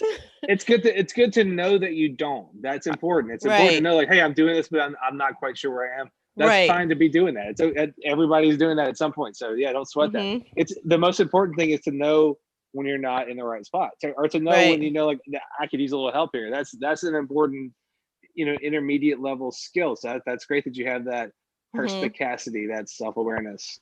Right. Fantastic. Yeah. There's a couple tracks that we've been to recently where you can get really close to the track and you can see like the turn. Yeah. So I'll go there and I'll start like taking pictures, and then CMP is going to be like that when you guys get there in August. Hopefully Okay. I'll be there too. But yeah, CMP is good. A lot of spots where you can be right by the track and see what the hell's going on. So Vicky and I are there, and Jen's there too, and I'd be like, so how are you on turn 7? And you're like, I got that. I'm all over it.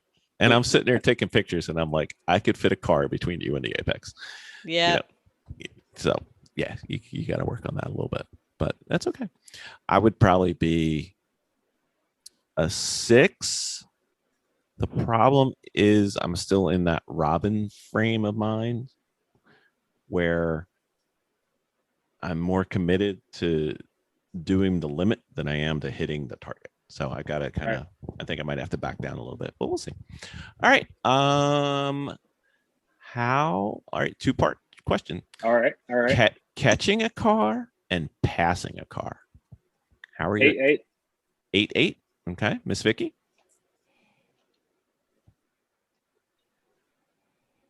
A piece 8. I know it's not going to 9. Hey, Ben is not short for benchmark. Okay. No. I'm using you as a benchmark.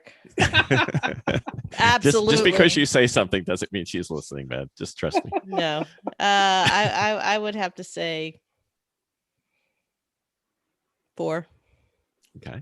On both? Yes. Okay. I would argue that you're much better at catching a car than you are at passing a car. Okay. Catching a car, I'm probably like 6. Passing, I'm probably like a 5. What do you think is lacking in Vicky's passing technique, and what do you think is lacking in your technique? Because passing should be as easy as catching. It should just be transactional. Here I come. I don't have an opportunity in the cars that I have to catch many people, except if it's a truck, and I'm finding that truck. I would imagine it's hard to pass in that truck because you must be catching people in the straightaways, but then it won't turn with the crowd. Yep. That's what I would guess happens in that truck. You'd be surprised. The truck can turn. You need some truck time, Ben. I do. Yeah. I think that would be fun. Mm-hmm. It sounds like y'all gonna have to bring that down for me at CMP, and I'll just drive all myself the whole weekend. We might. We could prep it for you. Yeah, that'd be crazy. All right. So I've got a 3-part question now.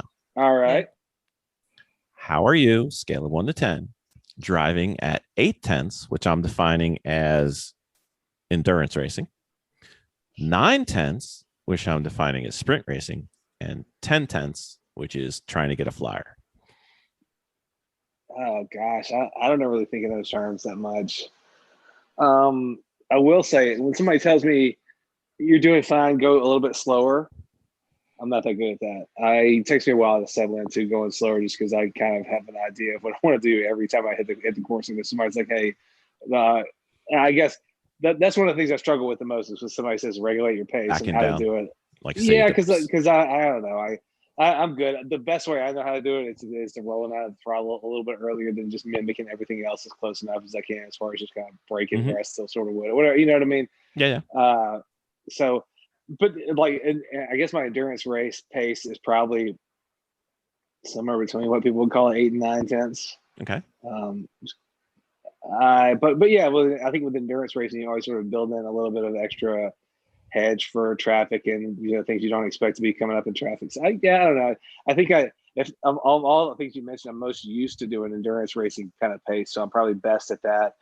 I guess sprint race probably 7 and 10/10. I don't think I'm ever really trying to do a 10/10 lap. So if somebody was like, "Hey, I need you to focus on maximum attack all the time," I would have to work up to that. I think so. I would be at least of those. Let me challenge you in this one instance. Okay. Sure. There's 5 minutes left in the race. You are a full straightaway behind the car in front of you. All right, yeah. You got 2 laps basically.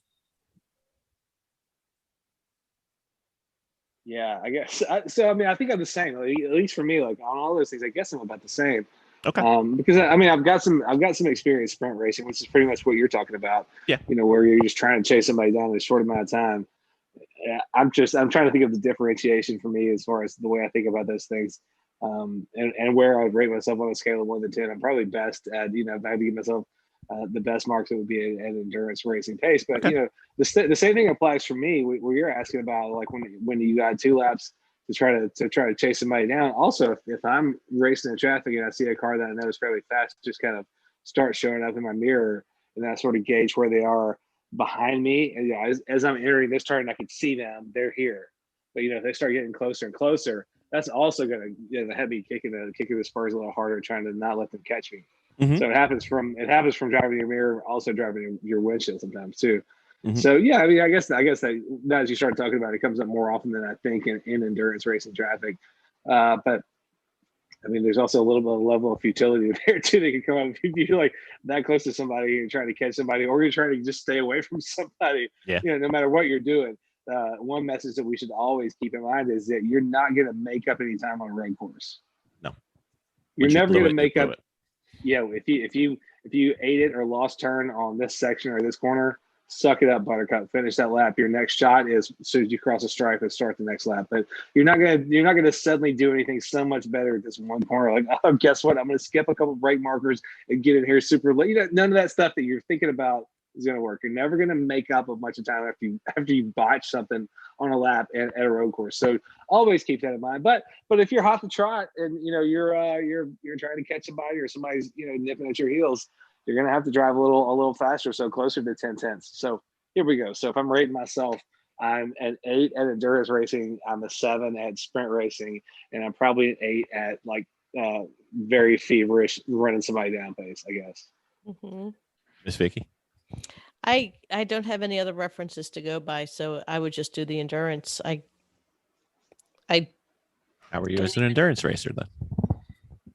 How am I an endurance racer? Yeah. If 8 tenths was it?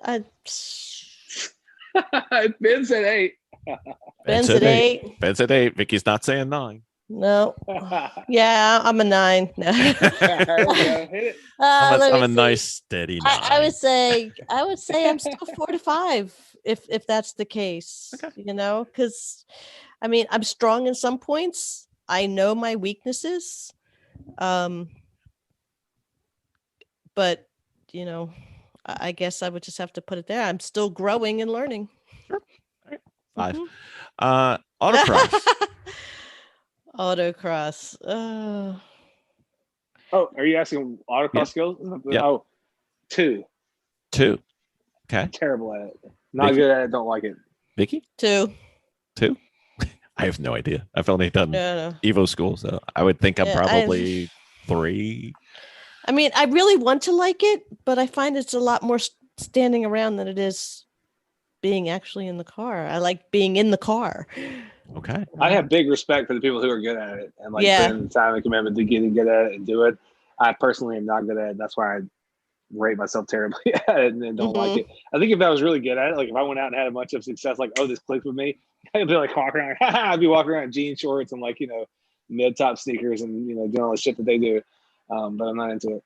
Oh, but Ben, our race coming up Yes. is autocross girls coming out to race an endurance race in our car. Ladies Oh, team. y'all got the Ladies wait, team. So we have the driving forward together group headed out or something? 2 of them, yeah. Yep. That's awesome. Vicky? Yeah, there's just So- is one of them the flute person, the flute player lady? Yes, I think That's so. awesome. Yeah, she's like, I know one of them is a professional flautist. Not that I've Flautist. cyber Yeah. stalked him or anything. But yeah, I it's think super they're cool. going out. Yeah. So Don't tell I don't them I know said if- anything about autocross, okay? Yeah, no, but I think it's going to be interesting to see what their perspective is going to be coming from autocross. Now, I was thinking about it today. I was like, ooh, I was curious about how the car, because we were supposed to have a Honda ready for them, but we're going to have Oh, to yeah? put them in the race truck with the, Oh man, that's gonna be rough because there's some There's just some people who are used to like a tight race vehicle. Right. Yeah. Well, we'll So, break that. Yeah. So Yeah, we're that's gonna. over. That's done.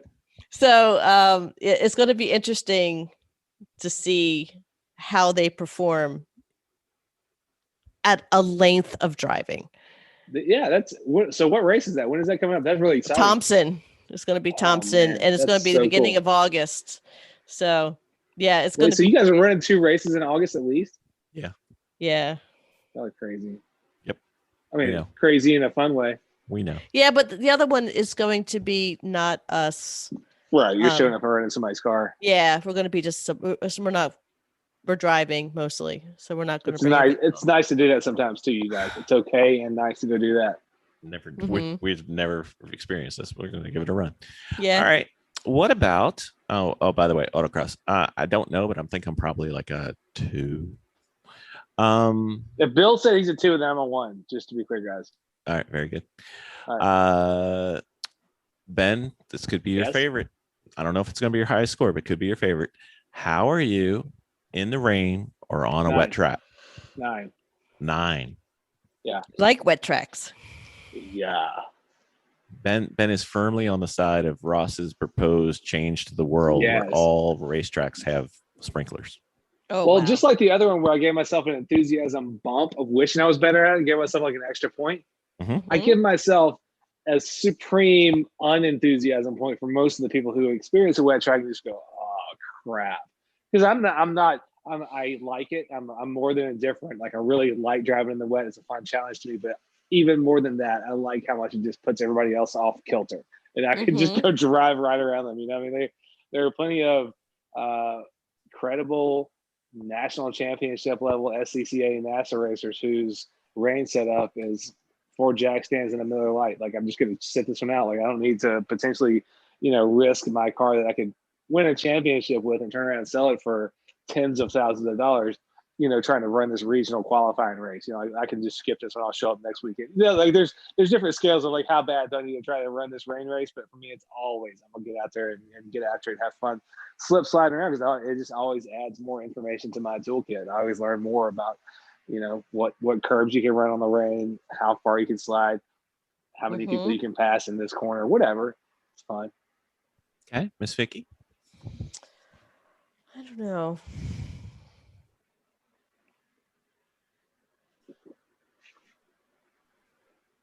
I would have to say 1.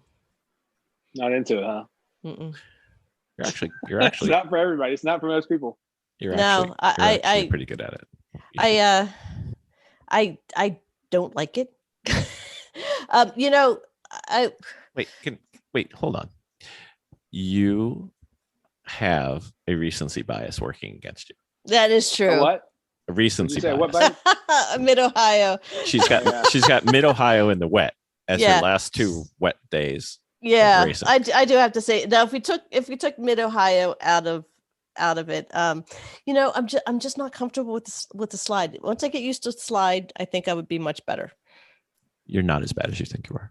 Okay. I've looked When at we get on the interstate when it's raining, my little Mhm. 3-year-old daughter is like, "Are we gonna slide off?" I'm like, "No, nothing's gonna make us slide off," which is not always the case in rain racing. Something probably will make you slide off. So, but at least I can tell my kid that we're not gonna slide off the interstate.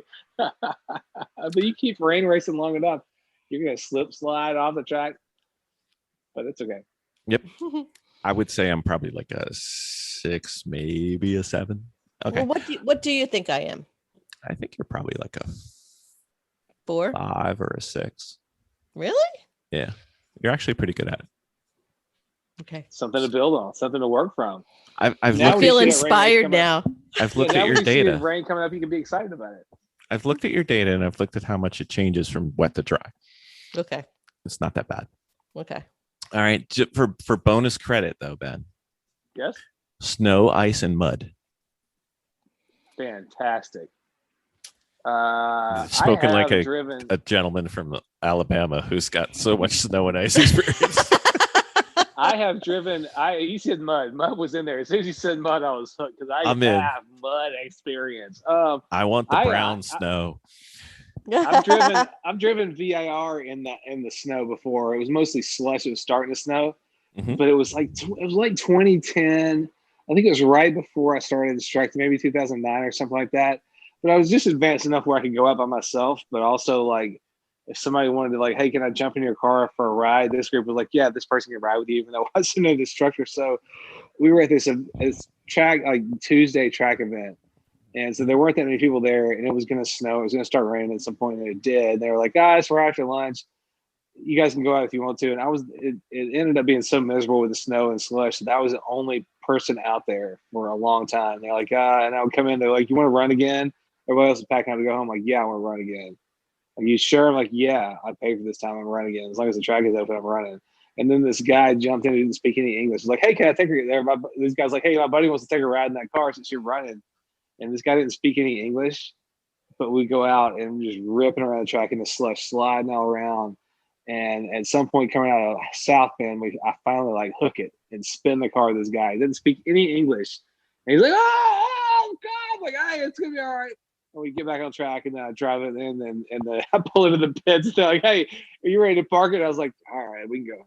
But this is like way into the afternoon when they were all, everybody was like, I'm ready to go. And I'm like, yeah, I'm ready to keep driving in the snow. So yeah, I love the snow also. Okay. Miss Vicky? I don't drive in the snow or the mud that way. So I That's I because you're don't. not crazy. Well, so I would have to say that I'm 3. I mean, I could, Okay. but we always have snow tires on. What are those? It's just weird. You weird know, weather. I do have to say that like we did have snow, and I took the red Miata out. I'm like, I'm just gonna go out here and I'm just gonna go have a ball. There was so much snow that got packed, was wet snow, got so packed up underneath the tire and the wheel well. I'm like, this stinks. This is not working. Miserable. Yeah, that's not working. 7 or an 8. Yeah. How are you at threshold breaking? We just breezed right past your 7 and 8. What's behind that?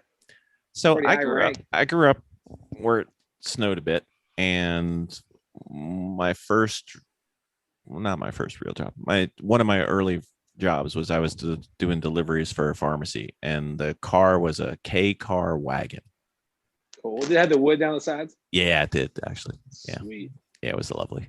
And there could be very few cars in the world that are worse in the snow than a K car wagon. And then let's see, I had a Ford Thunderbird that was horrible in the snow. I had so many cars that were horrible in the snow. And I if you ask me what the weather is tomorrow, I will answer what.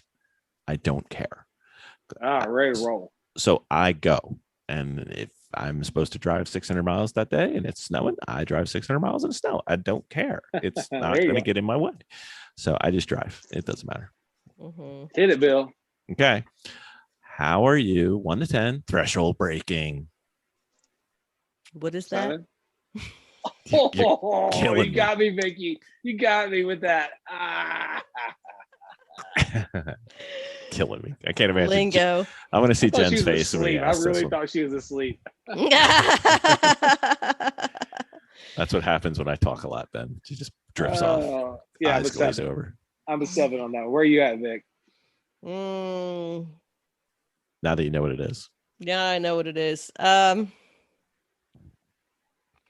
Off the straightaway, 1. Yeah. Other ones, I would 5. I can't wait to get in the car with both you guys and Jen. I think I'm like a 6, working on getting to a 7. It's the turn entry thing that's slowing me down, Yeah. or else I'd be a If little better. you're worried about your turn entries, I probably would put you closer to a 5. Yeah, that's what We'll I'm see. thinking. I'm gonna jump in the car with you guys and find out at some point this year. I'll I'm get sure. y'all straight. Don't worry about it. We'll get it. Mm-hmm. All right. Let's see if Vicky responds to this one as good as she did for threshold breaking. Trail breaking. What's that? No idea. Key of X. I'm key of X on trail breaking. I don't know. I might do it. I just don't know. Yeah, I may be doing it. No, I'd give myself a 3 at best. Okay. Miss Never, Vicky? never thinking about I it. don't know what it is. Yes, you There do. you go. I get them all confused. I just doing them. So you're not trying to do it at this moment, right? you're not consciously like, I gotta trail break this. So you're probably Trail pretty low on breaking's the when you- scale. Like, Yeah, I don't mentally say I'm going to trail break this. yeah. So but No, as far as so execution I would goes, say yeah. I would say trail breaking. I would say 5, 4, 5. there you go. Probably 6 or 7 on trail breaking. For some reason, it comes naturally to me. I don't know Mhm. why. Yeah, you just don't think it. You just Yeah. do it. All right. It could be somebody's Achilles heel. Heel toe, your- baby. Oh, 9. 9. Vicky? 0. 0. I still haven't started. I am a rock solid 0. I haven't done it yet. Because Yeah, that's when we were talking through your episode. One of the things I meant to ask you and didn't, you just got went past it. But I wanted to ask you how you were with your pedals. I'm good on my pedals except for heel toe. I've got a. That's I've got not an good on your issue. pedals, then. Well, no. I mean, let me. So there's a reason why I'm 0. Physical issue cannot get there. My right That's ankle. 1. My right ankle. I've torn a ligament off the ankle, so if I roll my ankle to the outside, steel plate it in just there, it just goes like a dead fish. So, but when I say I'm pretty good with my pedals, is I have gotten to the point where you won't notice any change in the car attitude due to a pedal release or a pedal on with the. So Let's check it out. Yeah. we will.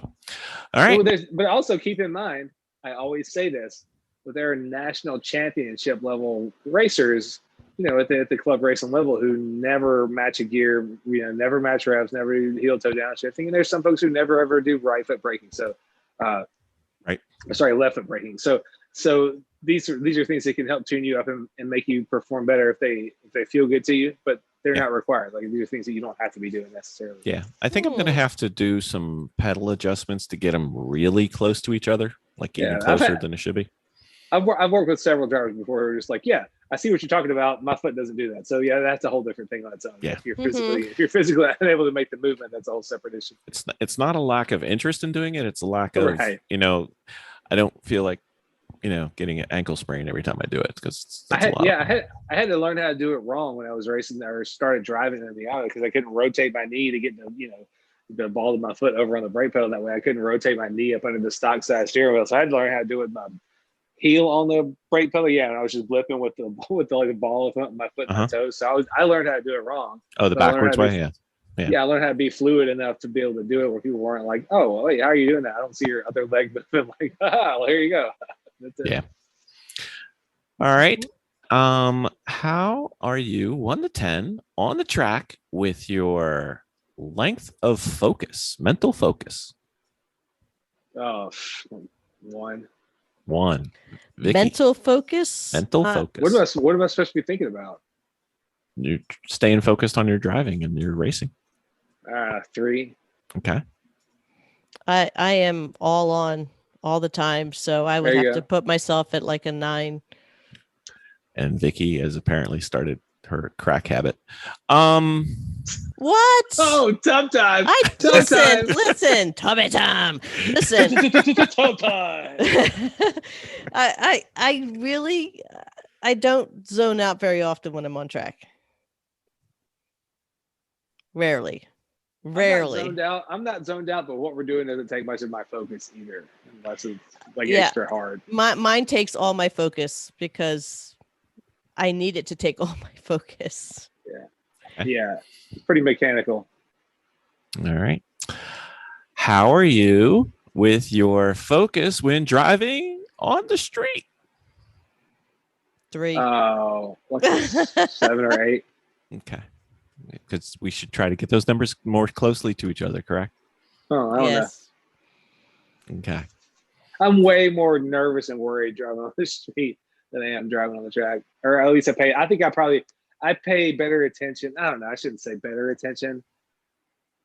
I'm more worried about it driving on the street than I am on the track. Yeah, that's true. All right. My last one for tonight. All right. We can unplug after this one. Mm-hmm. How? It's not a 1 to 10. Okay.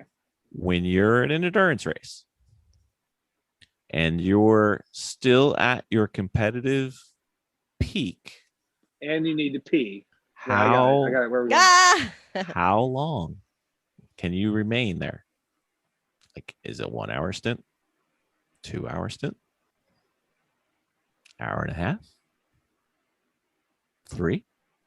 My lap times stay pretty consistent throughout a stint, so I'm not sure if I ever run much more than 2 hours, but at least for my own performance, lap times are pretty consistent from beginning to end. At least I might need to pick up some at the beginning of a stint if I'm trying to learn a brand new car that I've never driven or a course I haven't driven. But once I get it going, I'm usually pretty consistent to the end of it. Okay. That probably means I'm not doing as well as I could, but I can keep it pretty tight. What if you were let's say we're at the Thunderhill 25 and we need to do a double? Yeah, I've never had the chance to do that, but I would hope that at least with my own driving, if I was unable to keep pace, like if I was driving, they drive the 3 mile course, I think still for the 25. So if I was driving they're running the full now. Oh, they run the full. So yeah. If I was running something that was running 3.5 minute laps around there, and I was pretty comfortably doing that for the first couple of hours, but then the team asked me to, hey, the tires are looking good, run another stint. If halfway through that I was starting to drop a second, I might not be that worried. But if halfway through the second stint, I'm off by a few seconds and don't know why, then that's when it's time to be worried about it. Like, hey, I'm going slower, but I don't know why. But if there wasn't a ready answer, like yes, we expect the tires to be this bad, so your effort is still fine that you're yielding these times. But like, if I'm falling off and don't understand why, that's when it's time to come in, at least in my opinion. But you would know. Right. I would hope that I would know, like, hey, I'm this far out of place for what I should be able to be doing. That's a cool sim rig. I could see a cool sim rig when Vicky walked away from the couch. Yeah. Nice sim rig plus alien stuffed animal, maybe. My computer's going to die like any minute. So. Okay. And I'm trying to plug it in. So what's your endurance time where you're still competitive? What length of driving can you do, Vicky? I'm probably strong at about an hour in, and then after that I do start to get tired. Although is it I am a mental thing, or is it a physical thing, or is it a liquid thing? I think it's just mental. Okay. Do you bring it in? Do you bring it in as soon as you realize you hit that point? You should. No, because I'm not zoning out. But it's really kind of hard to stay mentally competitive for 2 hours straight. I think as soon as you perceive any mental fatigue, you should bring it in. Yeah. You should. Okay. Yeah. Just call us. Let us know. Because there's no reason to be out there realizing like, I'm getting tired. This is stressing me the hell out. Like, just come in. Think of it this way. I don't think it's stress. I think it's just that would stress me out. I just projected that because it would stress me out if I was in that situation. But I would be worried about it. Yeah. I just think that So think of it this way. The reason that I have rules about drinking, and I don't drink very often ever, but I will not drive a car if I drink anything that day until I've had a full night's sleep. Because if something were to go wrong, I wouldn't want to live with myself for me or other people.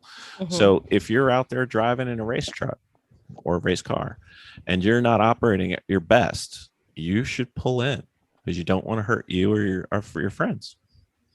This is true. And you should work your way up. Anyway. But I understand there's a little bit of Bravo kind of stuff that we as racers have built into us. Like, I see everybody else doing this, so I'm going to stick it out 2 hours because I know that's the standard unit. But if that includes feeling like crap and kind of, at least in my end, if I started feeling like crap, I'd have anxiety tied in with it too. Then you're not having fun. At least for me, I would pull it in. Like, and I've driven with plenty of teammates who have been out there and been like, I'm just not feeling good. I don't know what it is right now, guys, but I feel off. And we just go, come in. Yeah, come in. We'll figure it out. But the most important thing is to come in and take care of the driver who's sort of ailing in any way. Yeah. That's way more of our focus than being like, you got to stay in there and get it done. Of course, as soon as I say that, the guy I'm thinking about is also the guy we made stay in the car for like 4 hours straight one time at a race at A&P which is a track that will make you throw up just from driving. But anyway, the one time we asked that guy to stay in the car, he did, and they won their class or whatever. I wasn't at that race, but they made this guy double stint and he won. But also, there's been times where that guy was like, I feel like crap, I got to get out. And like, you did in the car 40 minutes, but when it's time to get out, it's time to get out. It's a safety issue. It's just like anything else you would do that's relatively dangerous at every moment, like handling poisonous snakes or something like that. Mm-hmm. If you're feeling off when any kind of relatively dangerous pursuit, it's time to hang it up. So for me, it's the longest I've gone, and I was fine, was 2.5 or 2:45. I think there you go. 2:45. I think we had a. Yeah, but were you highly competitive for those 2:45? I was. So let me finish though. So I think the 2:45, I think we might have had a red flag for like a little bit. So that kind of gave me a little bit of a break. The thing that I find for me is we don't typically we've never, as far as I know, any of our drivers have ever brought liquid into the car with us. And I've never done the cool suit. So what I find is if I do a 2+, I'm not done for the weekend, but I can't do 2 of them that weekend. All right. So that's something that I'm working on, my fitness, and I'm also working on incorporating liquids into the car in some way so that you can. Yeah, I think this weekend is gonna be the first time either of our cars have had a drink system in there, and I'm still not gonna have a hookup for it. But yeah, I think at least 2 or 3 of us on our team are gonna do 2-a-days this coming up weekend. Like, I not 2-a-days, but there are some of us doing 3 stints over the weekend. So one of the 2 days is gonna be 2 stints in one day, and I'm really excited. Yeah. And we still have a couple dangler stints. We're gonna nail it all down tomorrow. But I might end up getting to do 2 a day, and I would eat that up. But I would have to be very in between, intentional, very intentional about staying hydrated in between and making sure I got the right kind of electrolyte. Like I'll guzzle a brick of Pedialyte before every stint, that kind of deal. Mm-hmm. Yeah, because we don't. There may be a cool suit in the car, but I'm not sure I got the right shirt for it. It's kind of haphazard, so I'm gonna stick with my normal method of them that I know of, just guzzling water all the time. Probably some food in there, but definitely a brick of Pedialyte before every stint. If I get in the car feeling like I slightly need to pee, I'm in good shape because I'm not going to feel like I need to pee by the time I get out. That's right. Okay. So the longest ever All About Me episode we're ever going to have. All right. We will ask Jen these questions on the upcoming one where we do Dominating with Dawson because our audience needs to know about you, Ben. All right. Sounds good. And that was it. So we're going to have a Dominating with Dawson. Could be anything. Do you have any requests on which one we're going to put out with this one, Ben? Or just see what surprise fits? Everybody. That's all right. We'll surprise. They're all so amazing. And then after that, we will hear the original answers to these questions. Well, some of these questions, and see hopefully how we have progressed personally. And I always look back and say, I was such a noob. But you look back at these 3 years from now and be like, oh my gosh. Hopefully, if I can definitely improve as much as I did the first 3 years, the second 3 years, I would be very, very happy. Yeah, that'd be pretty exciting. You guys have come a long way. Yeah. Well, hopefully. We had a long way to go.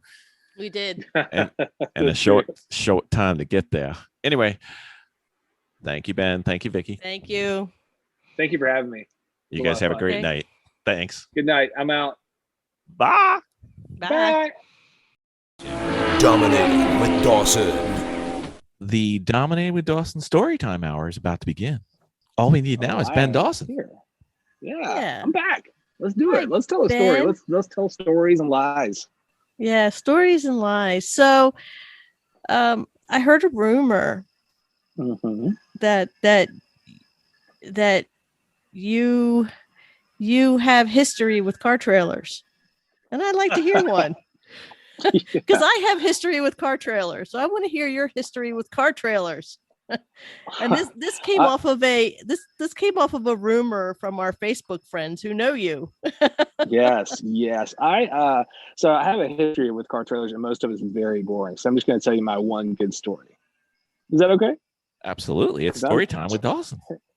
I'm terrible at even driving trailers or backing trailers, but I have to do it sometimes because I love race cars, and sometimes I'm the only person who's got to do this with the trailer, but I'm bad at it. So I needed to take our E30 race car to VIR for a track weekend, but I'm sure if we were there, it's because we were trying to test something and get ready for a race. So for whatever reason, they left it up to me to get the car there. And so I get there with the trailer. It's early because I have to go to the instructor meeting at like 7 or something terrible. So it's early and halfway dark. I'm sure it was cold. But I get up there and I'm like, all right, let me park the truck. And then I'll park the truck and at least roll the race car off the trailer before I, get to the instructor's meeting. Like I kind of had a list of things I wanted to do and get done before I try to walk into the instructor meeting. So I get there and it's early. I'm obviously not thinking very well. As you hear the rest of the story, that'll become clear. But I get there and you can, if you see where I'm about to get in trouble, don't stop me because you're probably any smart person is going to know. So I'm just going to tell you what I did. So I get there, stop the truck, turn the lights off, get my stuff together. I'm sure I'm like drinking a Coke or something like that. Walk back, and then I'm like, all right, I gotta get the race car off the trailer. So I'm taking stuff out of the back of the truck. I pull the ramps out on the trailer, get the whole thing ready. Lock the ramps down, I'm ready to pull the race car off, and then I go unhook the trailer from the truck, and run the stand up and all that sort of stuff. Go sit in the race car. And I go sit in the race car and start it. And as I'm sitting there with the race car started, the trailer starts to roll across the paddock. And I'm like, oh, that's great. I am really screwed now. And luckily, there's not that many people there yet because it's very early and it's before the instructor meeting. So I'm rolling across an empty paddock, but I'm headed for the pro shop. Did you get the apex though? I did not. Luckily, there were no apexes to hit. But this is with the Mustang Wait a minute. group. You unhooked the trailer and then tried to get the car off the trailer? Right. Right. So that was the flaw in the slaw. And then just really dumb about trailers and stuff. So as I'm sitting there, already realizing, oh, I am in big trouble. I'm in there hitting the brake on the race car for a second. Like, that's going to help. like that, you had that moment of panic. I'm like trying to hit the brake on the race car. Like, ah! And as I'm trying to like open the door and get out, stop this thing, like I'm going to throw my body under it or something like that. Because I just don't want to roll through the windows of the pro shop, and do a bunch of damage. I'm pretty sure when I hit the grass, I would have stopped. But anyway, luckily, this was Mustang Cobra Club. So there was, the paddock was uncrowded, but there were some, some of my buddies were there. Some of my more prepared buddies were there. And this fellow, my great buddy, Daniel Walter Brooks, who is super smart, came running by with a big old hunk of like 2x6 or something like that, big old piece of wood. He just threw it out of the tires and stopped me before I had even gotten my foot onto the ground. Somebody had posted a link to trailer talks from Amazon onto my Facebook. Like, before I'd even gotten off of the trailer to stop this somebody else had shot me these things. So that's the kind of group it was, and they saved me from rolling across and doing a bunch of damage with my dumb ass. And then they roasted me immediately before I could get off the trailer. I was already shot. Wow, so that's my story. Sounds like Bill had just done that same thing right here at Pitt. No, it was Mid-Ohio. Remember, Jennifer? I do. Yep. Thank you, Bill. Unhooked Thank you the for making trailer. me feel He better. never unhooked the trailer. Yeah, no, I didn't know. I was just so new to doing this stuff. I didn't know. I'm like, all right, I'm gonna get this thing out there. It's just the worst feeling of panic. So this is the most panicked I've ever felt in a race car. I'll tell you that. All right, so Ben, we're gonna make you feel a little better. Okay. It's not just you, Ben. Not just you, Ben. It really is. Thank you. So we've got I'm sure that's what our listener was alluding to. I'm sure That's the one. I'm sure. So we're new to racing. We've never towed anything, and Jennifer and Jim have towed everything. So the first couple races we have like a 1974 Capri and then we have like a 1984 Mustang and really light cars. So life is good. So we get in the habit of unhooking the trailer so we can use the truck throughout the weekend to go get gas and everything, because race cars use gas. So everything's fine until we add to our stable, and at our first race where we bring El Jefe, the bad hombre, the trophy truck. And then, we unhook the trailer. Life is good. Then we go to back out the trailer, the El Jefe trophy truck. And then I'm guiding Vicky out, and I'm standing in front of the trailer. And all of a sudden, I am growing appreciably taller relative to the horizon that I see. I think I grew about 2 or 3 feet, and then I think Vicky noticed she either stopped or started pulling forward. Then all of a sudden, the trailer came back down to the ground and clapped at our skill. So yeah. Wow, my that's rough. my personal most memorable one was having the ball of our trailer stolen, and Bill went out and got a new one. Wrong side. And it did not fit. And coming out of New Wrong side, it's Hampshire, gotta be. that trailer bounced right off my truck coming down the highway, and it was throwing sparks, and everybody was gone. I had to pull over. It was dark. I had lost all lights, and of course Bill's like, well, just I'll follow you from here all the way from New Hampshire all the way to Northeast Pennsylvania. I'm like, we have to go through several states. We are going to get pulled over if I have no tail lights going down the highway on this trailer. Let me tell you. Can I help you feel better for 1 second? Sure. This is just really short. When I was in college, like wherever we needed to go play, we would go play and like lose money. But half the time it was like practice. We would just go practice for a bunch of people at a restaurant. But we got a chance to go play like an hour and 15 minutes away in some pizza parlor. So we played it, and then when the show was over, our drummer's truck, the headlights wouldn't come on. Mm-hmm. So he just said, "I'm just gonna follow y'all all the way back to Tuscaloosa for an hour and 15 minutes," and he did. It went great. See, it works. I hope that makes you feel better. Yeah, well, I got worried about going through several states, and it would make a very, very long trip home if every state or every highway pulled us over. They're small states, though. Yeah. So, yeah, but I lost taillights. But fortunately, as I'm trying to fix it, 3-Pedal Mafia came by, and they helped and got a new ball that actually fit the trailer. But there's nothing more that they could have done. So I said, go ahead. Bill's on his way back around. And as I'm trying to figure out how to get the lights working in a slight panic, all of a sudden Jennifer pops up right behind my truck and go, "Hey, what you doing?" And Jim is fluent electrical. So he rebuilt the thing that has to fit into my truck. He ripped the whole thing apart. He opened it up and had everything reconnected. And I'm telling you, Jim's a hero. He was a hero that day. That was a wild night. That was a wild night. Good job, Jim. Way to go, Jim. So, Jennifer, although you are fully fluent and skilled in trailers, RVs, and towing, I believe there's a story about your trailer RV.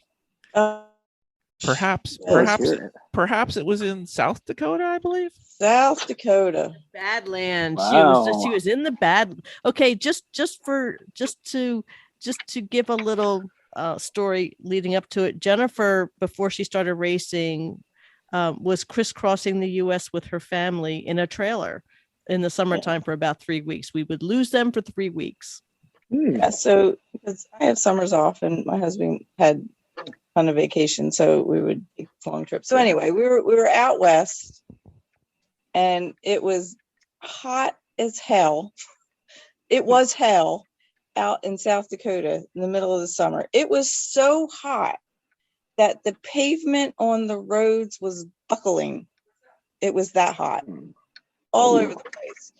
So we had pulled off 95, and we had an RV that we were pulling, and we had pulled off 95, not 95, maybe it was 95. We pulled off the interstate at a rest area. So did what we had to do, and we were getting back on the interstate, and all of a sudden the truck like hit something. And it, it's a big jostle, like you'd fall in a big pothole or run over something, you know what I mean? But we just kept going for a little. You guys were hauling a fifth wheel, right? Or just a regular trailer? Fifth wheel. It was an RV, but it wasn't a fifth wheel. So it was just a travel trailer. So anyway, I'm like, I think we're dragging something. And then he looked out the back and he pulled off the road, and the whole RV, the hitch to the RV was V'd. Like we had gone airborne because the road buckled on the off ramp, Good And Lord. we were airborne, and the trailer came down, and it completely bent the hitch where it and the bars where it connected to the truck. So were you guys dragging the So dragging the there were RV? sparks flying, everything, huh? So you were dragging the RV pretty much? We Just were on a dragging the chain? RV. So we got out, and I'm looking, and totaled the RV. Totaled it. Like all the windows had shattered and went out of it. Gosh. It was That's nuts. insane. And This was also their home as minute. they're traveling. it gets better Wow. because we weren't that far from where we hit the bump, right? Because we only went, I don't know, 100 feet, 150 feet or whatever. So anyway, I walked back to where we ran over. Jim's calling the to get a report, because obviously we needed a police report. And we went back there and looked at it, and the road had buckled. And it was so buckled, like a small child could have crawled under it and out the other That's end. crazy. It was that high, right? Did you have any small children at the time that you could put through there?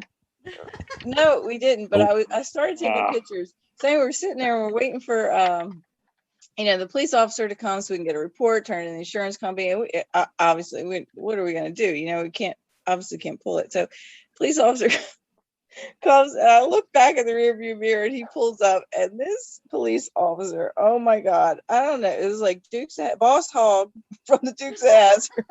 On this big old hat. It was big belly, cowboy boots, saunters up to Jim's side of the truck, listen to it, and he goes, guess you got yourself a problem here, don't you, son? Think so, Dick. Cracked up laughing, right? Because I'm like, where else, right? So anyway, we go back and we're explaining the story, and he's telling us there ain't nothing they can do, and we're like, oh no, wait a minute. And I just took out the camera and I started taking pictures. Well, I guess he figured he better do something, so he did write up the report. And wait, they didn't want to give you a report? Were they just trying to say like it's your fault? I can't give you. They were just gonna, whatever. And he's like, y'all ain't from around here, truck. are you? You just couldn't call any tow truck. I mean, it had to be a tractor trailer flatbed truck, because in order for the insurance to pay for it, we couldn't disconnect it. Like we had to get something that could haul the truck and the trailer connected, and we're talking like 40 feet. So of course, the nearest city that we could get to that would be able to service us was in, where was it? I forget where it was. Bismarck, North Dakota. No. Billings, Montana. No, I can't remember. It was like 90 miles away. $800 to tow us there. Oh yeah, totally. $800.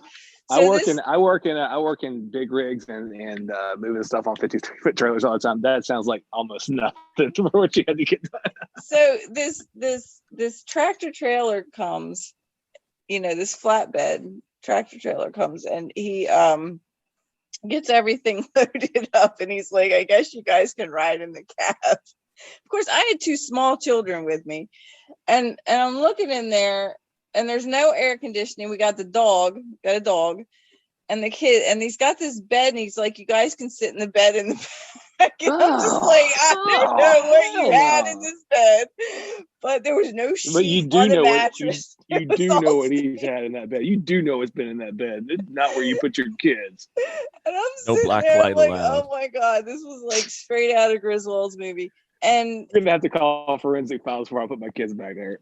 And then the dog's overheating because there's no air conditioning. Oh my God, it was like 90 miles to the next city. It was crazy. Ugh. It was crazy. It was crazy. And then we get to the place where they dropped it. It was an RV center, and they pulled us in. Nobody's there, right? So they just like, well, there'll be somebody here in the morning. We're like, all right, we'll just sleep in the trailer with no windows. So we got up in the morning, and I guess the people had showed up, and they're like, oh, this is totaled, and we're gonna have to call the insurance company. And I'm just like, all right. So they called them, and they're like, well, it's gonna be 3 days before we're out. I'm just like, had enough by then. I'm like, oh hell no. I said, give me the phone number. And I walked into the trailer, and I came back out. I said, somebody will be here in a few hours because I had enough. I had two small kids. I'm like 3 days into my vacation. There ain't no way I'm sitting in this parking lot for 3 days. So, was there like a hotel in that town you could go hang out at or anything? there was, but we had the dog. We had all of our stuff. Yeah. That's Like crazy. it was crazy, but they ended up, and it ended up being a really great story because they ended up, nobody ever came out, adjuster never came out. They just ended up, They just totaled it, right? They totaled it. The people sent a bunch of pictures. We got the money for it and went next door to an RV place that was selling RVs. Get out of Bought here. another one. Get out of here. Is that for real? Bought another one that was like a year old. And then we just kept going. That is a great She story. had to You have been can't- like what? Probably about 2,000 miles from home. Well, I mean, it was just like, That's crazy. that was only because we had just come back from Scotland, and Jim's like, well, you're going to be so tired, you're not going to want to go on our vacation, because we went with my mom and my stepdad, my oldest son, and I'm like, I'm going to be fine. Like, we're going on this vacation, come hell or high water, right? So, and he's like, what kind of well, life is this where you get to like back-to-back vacations? I got to do whatever. Right. I'm going to be at a school. Now, what do you do at the schools? Are you a school what now? School I'm nurse. a nurse. I'm going to be a school nurse. That's what I'm doing. If I can go like to back-to-back vacations, I got to get that nailed down. That's also, sorry.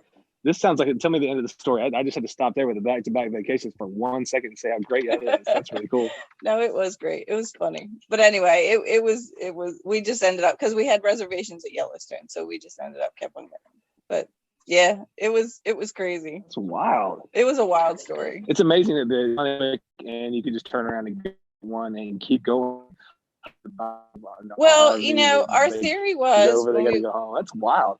when we were there looking at RVs, we're like, all right, we told the guy, we're like, we like this one, give us a good deal. And I guess it was one that they had rented out for like a year to like construction workers, because they do that. So I mean, it was relatively new. And it's just a year old, and we're like, you know what? We told the guy, like, we're not beyond getting a U-Haul. We'll just pack everything up and just go home. You know what I mean? Like, it's not a big deal to us, or we'll just keep, go to the next hotel. Just so you don't have me over Yeah. Just so you don't have me over a barrel, I will get a U and just leave. Yeah, exactly. But anyway, he did. He gave us a great That's deal. a great And story. actually, the RV that they totaled, we got more money for it than what we paid for it. And we had it for 5 years. That's funny. There you go. I know. That's it better ended than up my being a good trailer story. Yeah. We got some good resume on our trailer stories, but y'all making me feel better about my own very dumb trailer story. Thank you. We're here to help, Ben. Yeah, but I actually got a visual on you, Ben, going across a parking lot, sitting on top of your car, on top of this Sitting in the trailer, E30 as your pumping the trailer is brakes, rolling away. Pumping the brakes like a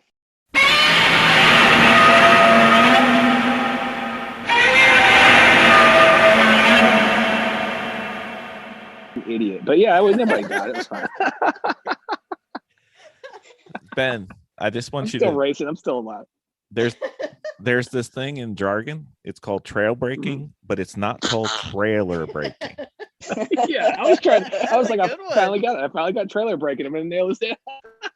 I got trailer braking. It's not working though. Oh, it's funny. Somebody said I need a trailer brake across here. I don't know what's going on. All right. Well, that helped absolutely no one get faster at racing. At all.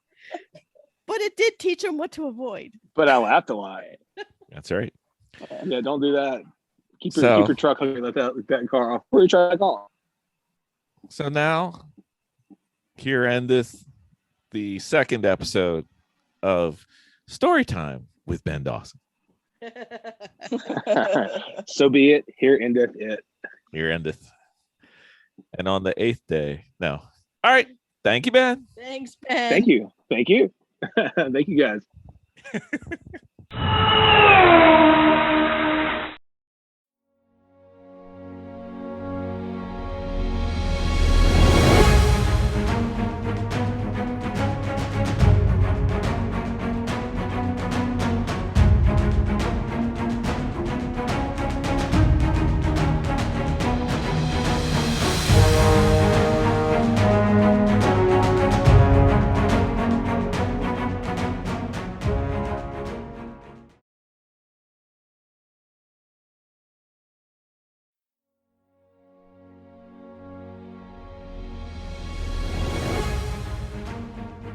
From the great halls of their house, there are assembled 3 who hope to one day be the world's greatest driving heroes. Created from the cosmic legends of the universe comes our team captain, the Vision, Bill Fisher, their soon-to-be Wonder Woman, Vicky Fisher, and our Batman, the master of tools, gadgets, and all things mechanical, our mild-mannered, soon-to-be millionaire, Alan Danvers. Their mission, to fight injustice, share what is right and wrong, to get you out of your house and come out racing with us, and serve all mankind. They are the Garage Heroes in Training Team.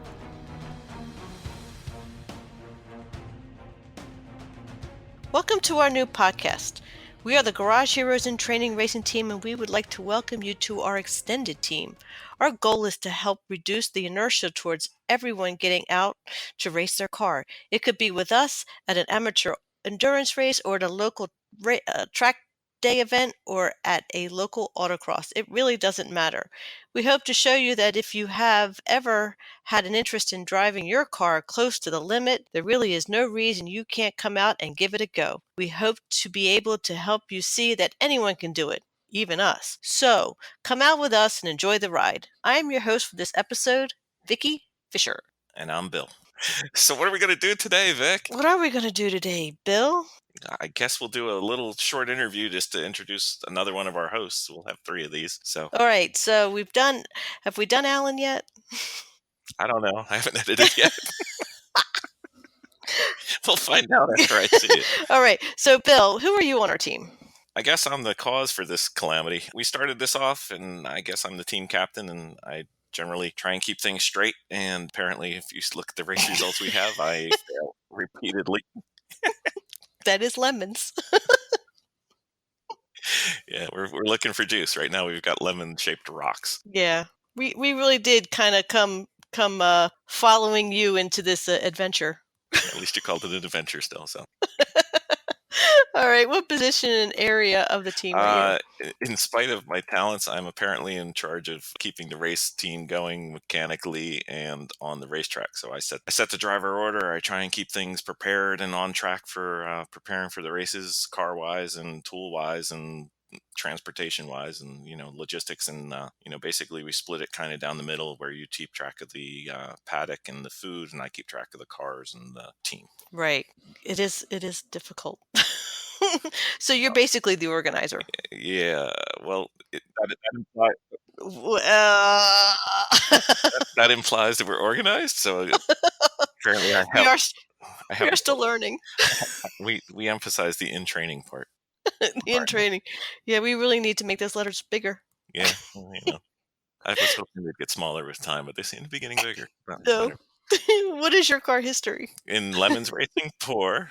In street cars, I've apparently, if you have a midlife crisis when you get a sports car, I've been having a continuous midlife crisis since I was 17, minus like 2 or 3 cars due to financial issues or just stupidity. So mostly rear-wheel drive, front engine cars. Started off with a Firebird, which I got into 7 accidents, 6 of which I was sitting still, so it's not that bad. And then I don't know, highlights would probably be an MR2 in the early 90s, a Gen 2. Probably one of the more fun cars we ever had was the Mini Cooper S 2009. We drove that puppy into the ground at about 185,000 miles. So that car bled when you sold it. It bled the whole time. So we got our money out of that puppy. Low lights would be the car that followed the death of the Mini Cooper. That would be the Corolla S, and I think the other one would be the Frontier pickup truck that we got in the early 2000s. That was not exactly plush. And then Lemon's history, we've had. Well, I bought a car that never even got to the track. That was a Honda Accord from a circle track. That one sat around in our parking lot for, I don't know, 2-3 months, and then taken away and sold for scrap for $0. So what kind of? Yeah. Let's just point out that the roll cage in it, I think, looked like it was done with coat hanger wire. Tinfoil. in the proper angle is a very, very strong. Yes. So that wasn't it. So then we started off, we talked to our friends down at Prompt Critical down in South Jersey, and we got their 2 cars. We bought a 1974 Capri, which I think the whole team loves, and we bought a 1984 Mustang GT Turbo, which I didn't know there was a GT Turbo that wasn't an SVO, but who knew? And then recently we just bought off of our very good friends at Three Pedal Mafia, we bought their squeaky toy for our dog. And no, we bought their El Jefe, Hombre, Bad Hombre, the boat. It's been themed about 50 billion times. The pickup truck, the race truck, and we just had our first race with it last weekend, which is another episode. We'll get there. What is your mechanical history? Oh, my racing history. Oh, your racing history. Good job. So racing history. So there's the official racing history, and then there's the unofficial racing history. There was an unofficial race from our high school in Central Jersey down to Tom's River, where you had to pick up a Chinese food restaurant menu and then bring back who could do that fastest. But that probably doesn't count. It's on Hooper Avenue near Seaside. But anyway, so did a little bit of racing when I was younger, school, college. Intentionally? Yeah, it was intentional. Most of it was legal-ish. And then I only had one car flip over the top of my car. It was not a big deal. So then, school, family got a little sidetracked. And then recently we decided to start this Lemons thing after going to a couple high-performance driving events where you beat me, which I'm sure will come up later. Then we decided to start doing lemons as opposed to, racing cars that are good. We decided that, hey, we have no mechanical prowess, so let's get cars that are junk.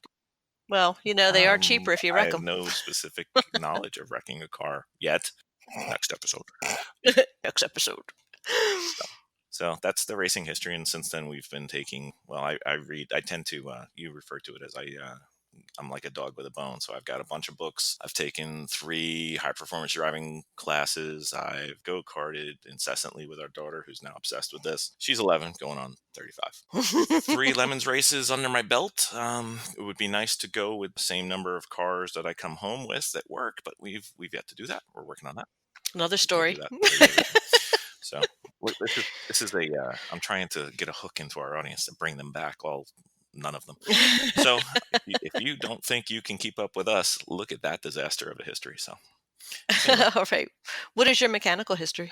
Well, let's move on to the next thing because I'm really good with wood. Not much of our car is made of wood at this point, although you're very good at looking in the car. I look in the car quite well. You run errands at the auto shop. I know where very every well. parts store is in the 20-mile radius of New Hampshire Motorsports Park, and I don't need a GPS to get there. And they greet me by name now, which is sad. So what is your goals for Lemons? Personal goals would be I just like driving cars well and getting able to handle a car. That would be my personal goal. For our team goal, I'd like to see us, be solid middle. See everybody get a lot of seat time. Solid middle would be a great change from what we've been when you take the 120 cars that are in the race, it takes a lot of dividing by 2 to get down to 119. So that's not 60. So we got a little bit of room for improvement, shall we say? Yes, but most of them have been car issues more than driving, except for the last one. That and the one before that.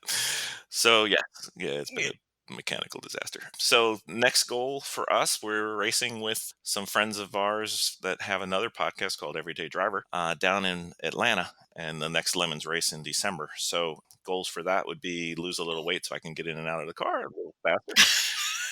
I'm just too muscular, shall we say. Go with it. Just go with it. And then hopefully we'll be racing with them. Hopefully it'll be Alan and I, and I'm trying to talk you into flying down, but we'll see. What are your plans to improve for next year? Well, I figure I can save 10 pounds or 20 pounds of car weight, or I could just lose some. So instead of being in volleyball shape, I am in the shape of a volleyball. So we're going to work on that. So that's one. And Alan wants to record now. So Alan just called into his own recording. That's awesome. So we'll try and do that. And yep, he really wants it. not like he's interrupting. So do that and get better at driving. I've got a track walk video that I'm going to be watching in Road Atlanta. For some reason, I am slightly intimidated by Road Atlanta. What makes it so intimidating? It's our first real big high-speed track, and we have not done one of those. And it's just one of those ones where I get the feeling there's a lot of elevation changes, there's a lot of speed, and I want to make sure we don't have any high-speed calamities. So we'll see. Thoughts on how we've done so far? We are excellent at buying cars. We are bad at bringing them home working. And areas to improve, I would say we're working on our driving skills. We're working on, well, you got to realize we've got a bunch of 18 and unders. So far, we've got 11 people who've ridden on our team. We've got 5 of them that are 18 and under. We've also got 3 people who learned how to drive a stick just to drive lemons. So obviously, we're tip of the spear and trying to win. We're probably almost 50-50 female to male. Not that that matters, but it's kind of unique around the paddock. Usually you see a team that has maybe 1 female. So we're trying to get everybody up to speed and kind of not being a moving speed bump around the track like we had at one point this year. So that's what we're trying to get to. The upcoming race schedule for 2018 and 2019? 18, the only thing we have left is Road Atlanta. So we started off in New Jersey in May. That one actually went pretty smooth with 1 car. So naturally, when you don't know what you're doing, you decide, hey, 2 cars is better. So then we went to Thompson in August. Was that August? Apparently, Thompson is the Indian word for hot tub because it rained as if you were inside a hot tub there the entire time. So we brought 2 cars up. We brought 4 more new drivers and proceeded to wreck one of the cars terminally, and the other one limped throughout the weekend. The terminal one was the Capri, and we'll go over that race at some other point. The Mustang kind of limped through the weekend. And then the last one was New Hampshire, where we brought 2 cars. One got black flagged because you drive so fast that you threw all the gas out of the car on the track. Splashgate. Yeah, Splashgate 1.0. And then the Mustang kind of made it through the week until Jennifer got into an accident, which we can detail later. She's fine. The car is not. So 2 up, 1 back. Yeah, 2 up, 1 back. So the junkyard really loves us. Apparently, we have the largest one in the U.S. So we'll be going there for parts for the Capri this week. Yeah. So, well, and then next year, I want to race in Barber in February, but nobody's seeming to want to go with me. So then we've got the 3 races we did this year. Hopefully, we'll be able to slide 1 more race. I like having the 3 local races. And by local, I mean less than 8 hours drive. And then I like having 1 trip race in the summertime. So hopefully we'll get one of those in. Well, this sounds good. Oh. And we'll be bringing our puppy. We're bringing our puppy who's finding every squeaky toy in this house. Exactly. Zoe Lemons Fisher. Joey Lemons Fisher. Okay, well, I guess that's it. That is it. Thank you. No worries. Thank you for talking. And I think we should go find Alan. Apparently he wants to record a real episode, so. Yes. All right. All right, it's nice talking. All right. It's not like we don't do this every day. Hence the last names. Anyway, have fun. Thanks, everybody. We'll see you next episode. Was that a director's click? It was. She put it up. Like me.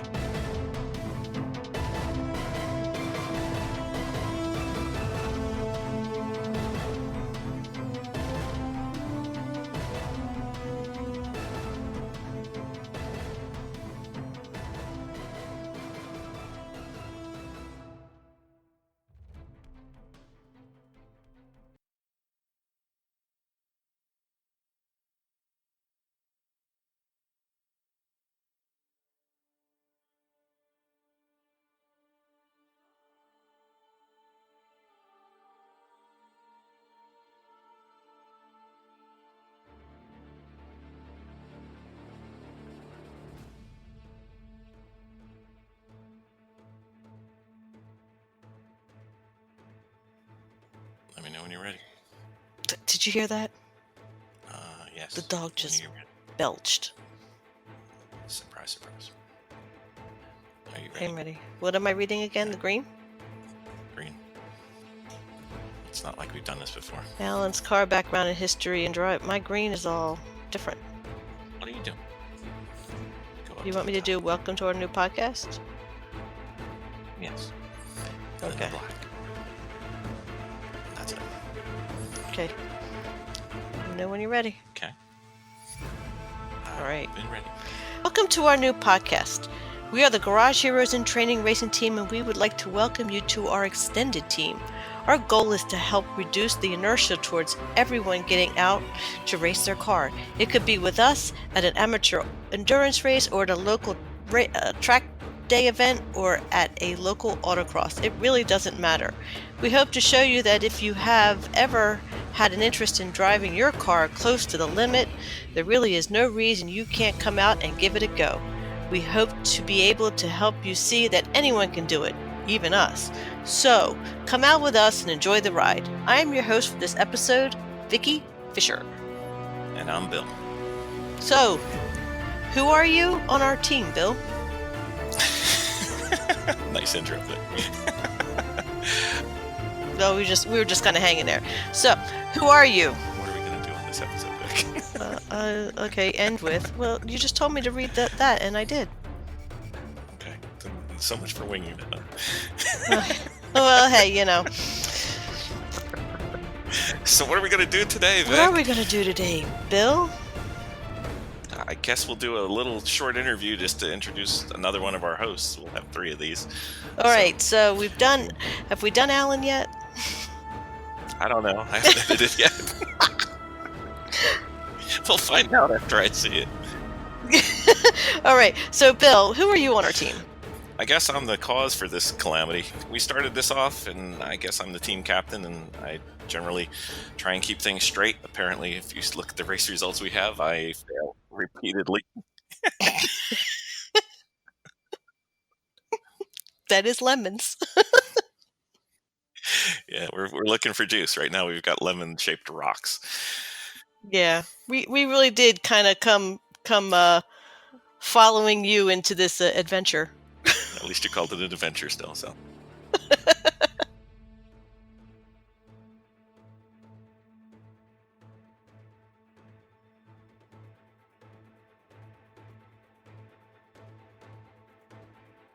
Welcome to our new podcast. We are the Garage Heroes in Training Racing Team, and we would like to welcome you to our extended team.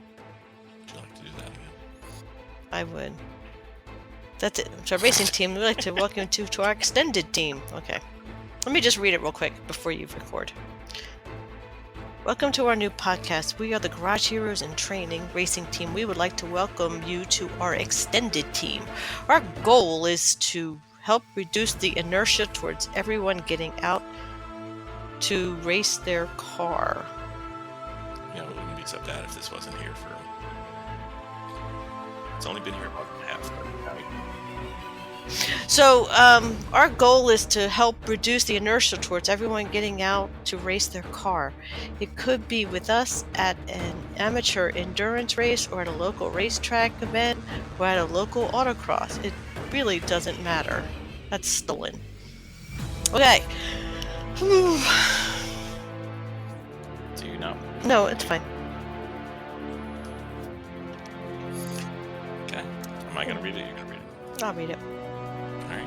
You can edit it, you know. You have this mouse thing.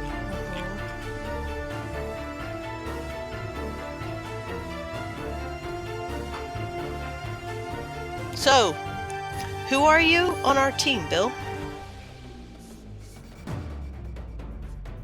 No, we were just kind of hanging there. So, who are you? Nice intro thing. Hi, Bill. How are you? How about an intro? What are we gonna do in this episode? Okay, end with. Well, you just told me to read that, and I did. Well, hey, you know. So much for winging it. What are we gonna do today, Bill? So what are we gonna do today, Vic? I guess we'll do All right, a little so short we've done- interview just to have we done introduce Alan another yet? one of our hosts. We'll have 3 of these. So, I don't know. All I right, haven't so edited it Bill, yet. who are you on our team? We'll find out after I see it. I guess I'm the cause for this calamity. We started this off, and I guess I'm the team captain. And I generally try and keep things straight. And That is apparently, lemons. if you look at the race results we have, I fail repeatedly. Yeah, we really did kind of come we're looking for juice right now. following you into this adventure. All right, what position and area of the team are you?